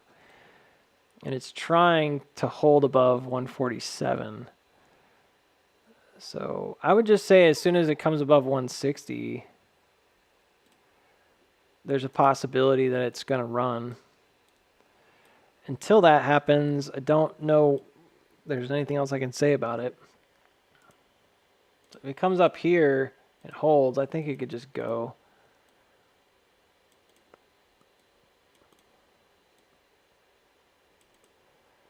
Rally.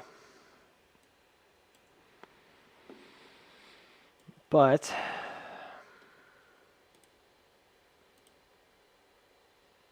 I don't know, man. All things in due time, I guess. You have to see that move push and hold. I definitely could see there being like more sideways if it doesn't. It was just say, for example, this doesn't really do anything going into next week at first. You could see this kind of chop out for a bit. It could take another week or so. There's just a lot here to guess about. So I wouldn't want to see it come up on a weakness. So there's also that. The 2 hour looks pretty bad. If it comes up high, this will be a divergence. Bearish.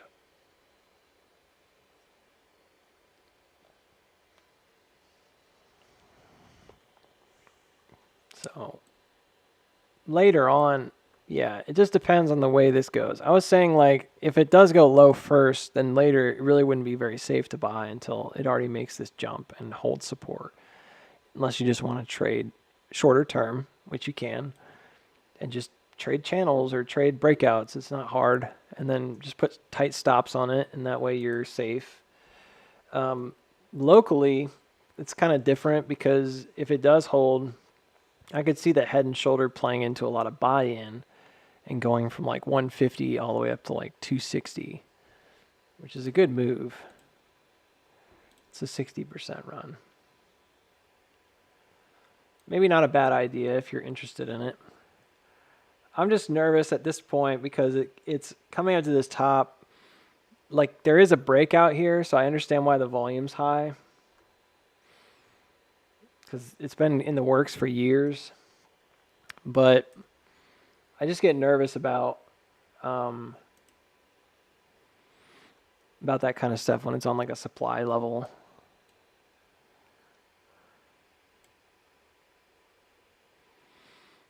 Maybe it's just nerves. Now, what would be a little different is if it comes up to here, if we didn't hit that mark up high. I don't know. It might change some stuff going forward. Like lower trajectory, for example, longer term. It's not there yet.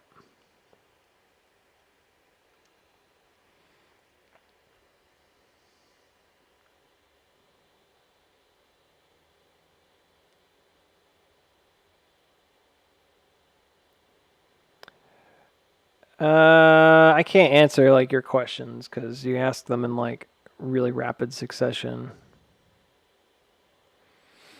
So I'm not sure I can go backwards and figure out what I was talking about. But this is just a problem zone. You keep it simple. If it comes above 160s with some strength, it's probably going to go pretty far. I don't see why it wouldn't go at least to 2 and then 270. If, on the other hand, you get some kind of like a head fake or a breakdown here, I do think there's a strong risk that this could capitulate and could take a while. I mean, there is a nature of this that, you know, is long term. So it's important to just note that that's a possibility. And ultimately, I'm seeing 117 as a very likely place to come back to and retest. So if it cannot advance right now, probably going to back up to like 117 going into March.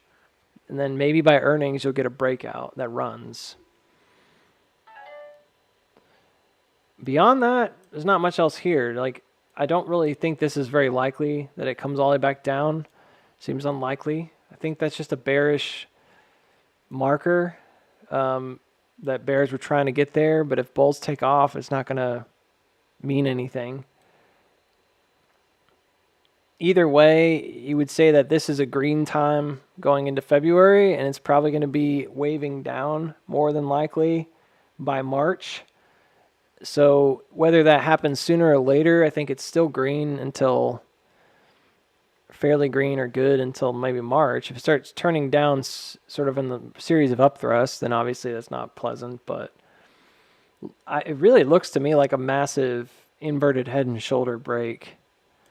It's just missing like a check on 117. So it's hard for me to know if and when that happens. Like if it dropped, let's say Monday it dropped down and it hit 117, I would be like, all right, good, that's a good thing. If that happened, right? But it hasn't happened yet. I don't think that it's made an adequate check on it. I could be wrong, but I don't think it has. So if it somehow next week dropped down to like 117 or something, I'd be way more bullish than if it just tries to advance without checking that level. Why can't it just go and come back? Well, it could come back, but you don't really want it to come back through the floor at 150. So there's a lot of little questions there. So I would prefer to see it come back down first and then go. But who really cares in the end? If it goes, it goes. You're going to want to be on the move if it breaks above and starts running. So that's probably the best way to look at it for now. I think it'll have a pretty decent pop and come up over time to maybe not immediately, but it'll be pretty quick into mid-February, maybe up to here 265 or something. I really think the whole market looks like it's getting ready to have a little bump going into mid-February, so I'm not particularly concerned across the board. I think all of them are kind of in that same spot where we might get a little bump and then be done for a bit in March. It's just my opinion.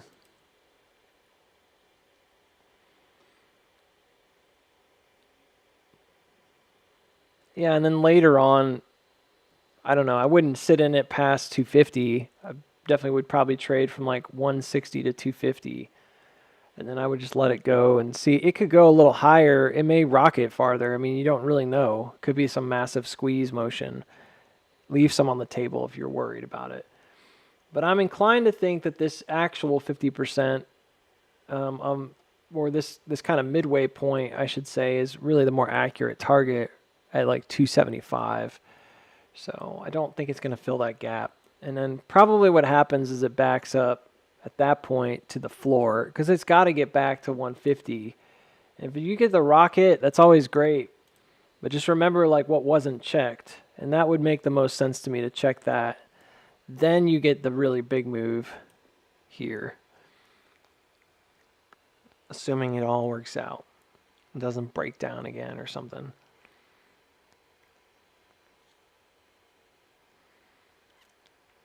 All right.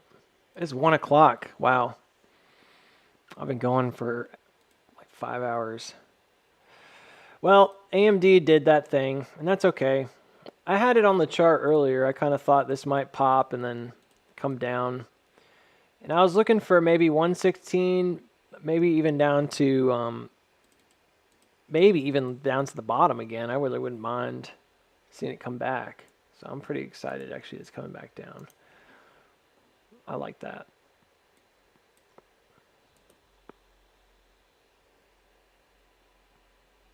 Yeah.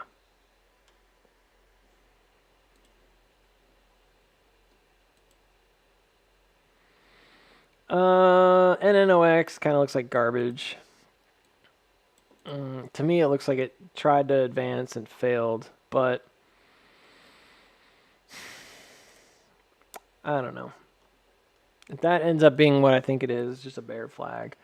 But it did make a double bottom, so it technically reset, and then it jumped the creek. So it technically reset and then moved up. So this could be as simple as like this is the true retracement, in which case it's at the 786 for like a wave one, for example, if it's going to react farther.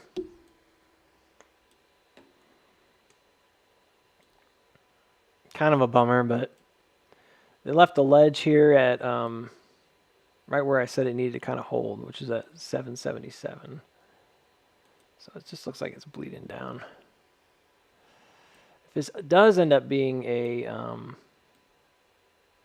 cat ear, it's going to get kind of ugly. It's going to be dropping really low. I wonder if there's anything else it's going for. Not sure. It's trying to get back beneath 710 or something. Check some liquidity. It's like an inverse 168 on the move. to come down that low. I don't know. Maybe they're going back for that.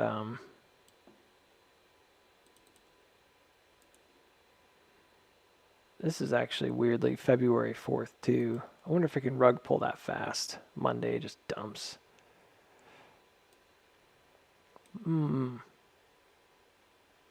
It's a bit like I was saying. I was worried it might do that. Didn't quite make it to 810 either, which stinks. Of course it didn't make it to the level you wanted to get to. Of course it didn't. Stinks, man. All right, so this is looking like a bust, a bad one. I don't know, made the jump. Maybe I just need to be patient. If it does an 854 retrace, the extension is 866, which was a previous target that I got up here. I'd have to be really careful though, because this kind of thing turns south really fast.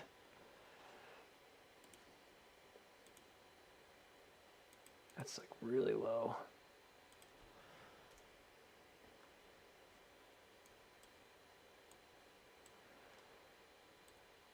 When a stock is turning around, it's so important to like get those higher lows and to see that motion follow through, because the higher highs are fine, but it's so obviously distributive if it's made any kind of sign of weakness. The only reason I didn't think this was going to do that is because it made a double bottom.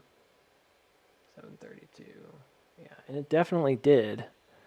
So if this had pushed lower here and then come up, I would be like, this is done. You know what I mean? It's about to dump. But because it held that bottom, it's leaving that door open here. Because it held this bottom, it left the door open for a potential that this is just gearing up and it needs a deeper retracement. So it's jumping those creeks. I don't know, man. I don't really like the triple bottom or anything. I'm not looking for anything crazy. It's kind of a difficult play. It still looks weak. It would have been much stronger to hold at 770. But I'll hold on to it unless it breaks through the floor again. Because I think right now it could still be fine. It might just be doing like an 854 retracement.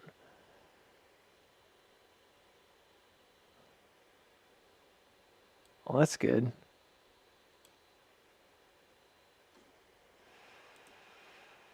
Yeah, I'm not particularly worried about AMD. I know I'm losing a little bit of money on it with the second position, but I got out of most of it early.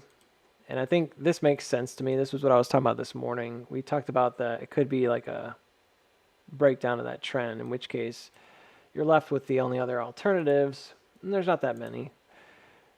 So the first is right here. That's where it's at right now.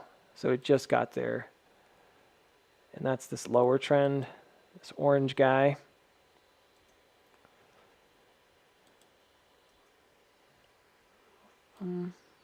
That's the first one. And then the next one would be, if it drops again, at some point, and it could be, frankly, it could be next week for all we know. Or this afternoon. If it drops again, it'll be this guy. That's closer to where that gap is. I really wouldn't mind if we went ahead and filled that gap. 14, 15. Although it's really low. It's at 114.15. Wish it wasn't that low.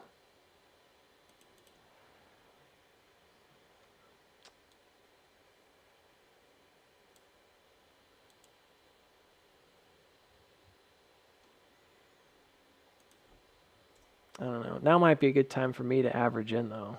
Average back in. Let's see what those prices are. I think in this case, it might be wise to go averaging in slowly on each level. Since Monday's coming fast and we don't know what happens Monday.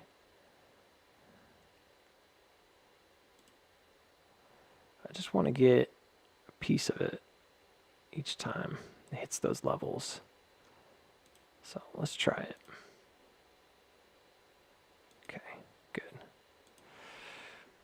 So the next time, if it drops again, I'll do it again off this floor. And then if it goes to the gap, do it again off that floor. This one seems pretty likely because of the previous support here, that it might stop short and stay at 116 and leave the gap. But I'm not super concerned if it comes back down. Like I said, I would not be very upset by that. I just feel like this is still a really good play. I'm happy that it's finally made like an actual range here. That looks good. It gives me a space to like trade. Yeah, all right. So it's very close to the 854 retracement and the 786 retracement. It's kind of between the two. The gap is. And then the golden pocket, the 0.5 is right where we are. That's at 116. So that's a 0.5 retracement. The golden pocket's a bit low. It's down here. Not really seeing that as a big deal candidate. But I guess if it hits it later, like Monday or something, it could be over there. So if this bounces and then comes down again, maybe this comes down to there later. So I think you'll get some buy-in on the 0.5. This would be like a hook on this range if it doesn't go. Yeah. So this will buy back up to like 117, probably close up here. And if it doesn't retrace completely, and if it doesn't hold completely, then I think it comes back down and it goes to the low here. That's your golden pocket retracement. If for whatever reason it does hold here, it has to still break up and over to continue. So there's a lot that has to be done in order to see this kind of break back out. It's possible that it holds here and continues though. I think what I'm mostly like concerning myself with is like Monday to Tuesday. If Monday's a red day, I think Tuesday is going to be ridiculous. Potential green. But vice versa. I think if Monday is pretty green, I think we're going to see pullback Tuesday. It's kind of a mixed bag. So who knows? I'll just wait till then. Anyways. Yeah, I like this, man. I like this chart. It's a good one. Excuse me, man. Whew. Can't breathe. All right. That's it for today. I'm done. I'm pretty much exhausted. And I do think AMC looks pretty decent. It looks like a narrowing range now at this point. That doesn't mean a huge amount. It's just something noteworthy, I guess, is that it is mildly narrowing. It's getting like scrawnier as it goes, compressing a bit. There's a bit of a wedge there. Long-term wedge, too.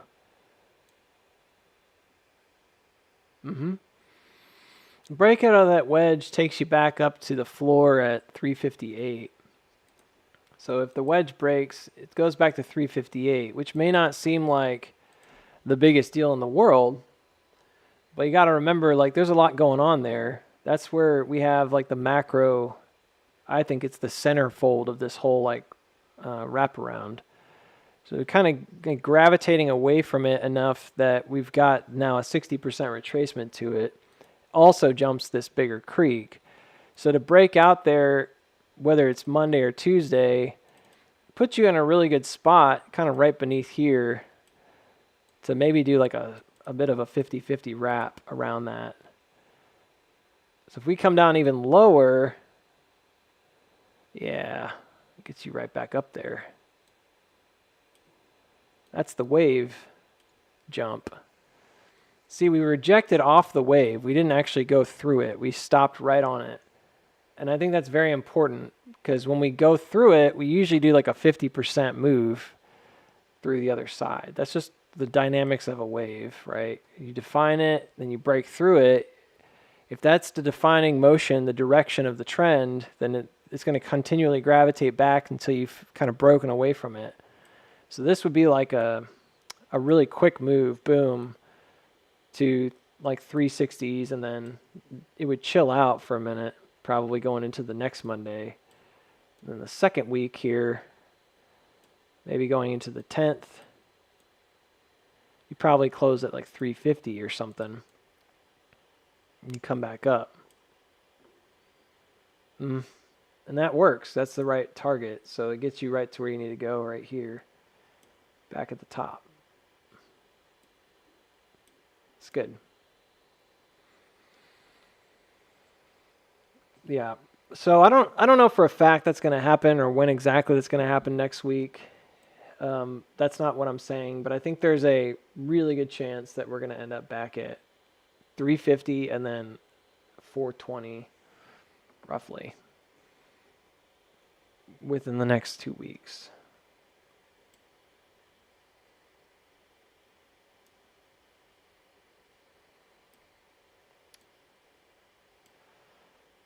Where's earnings?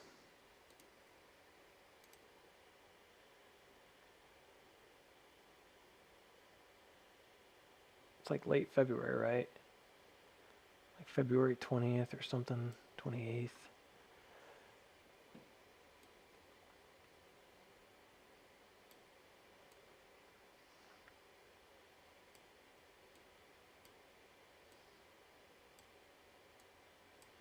Can't imagine it's like a rinse repeat. It almost looks like a rinse repeat, but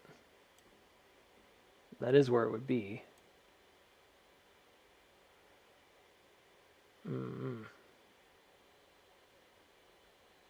292.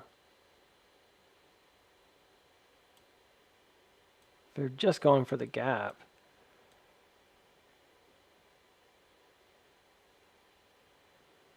Could be fast. I don't know. We're not there yet.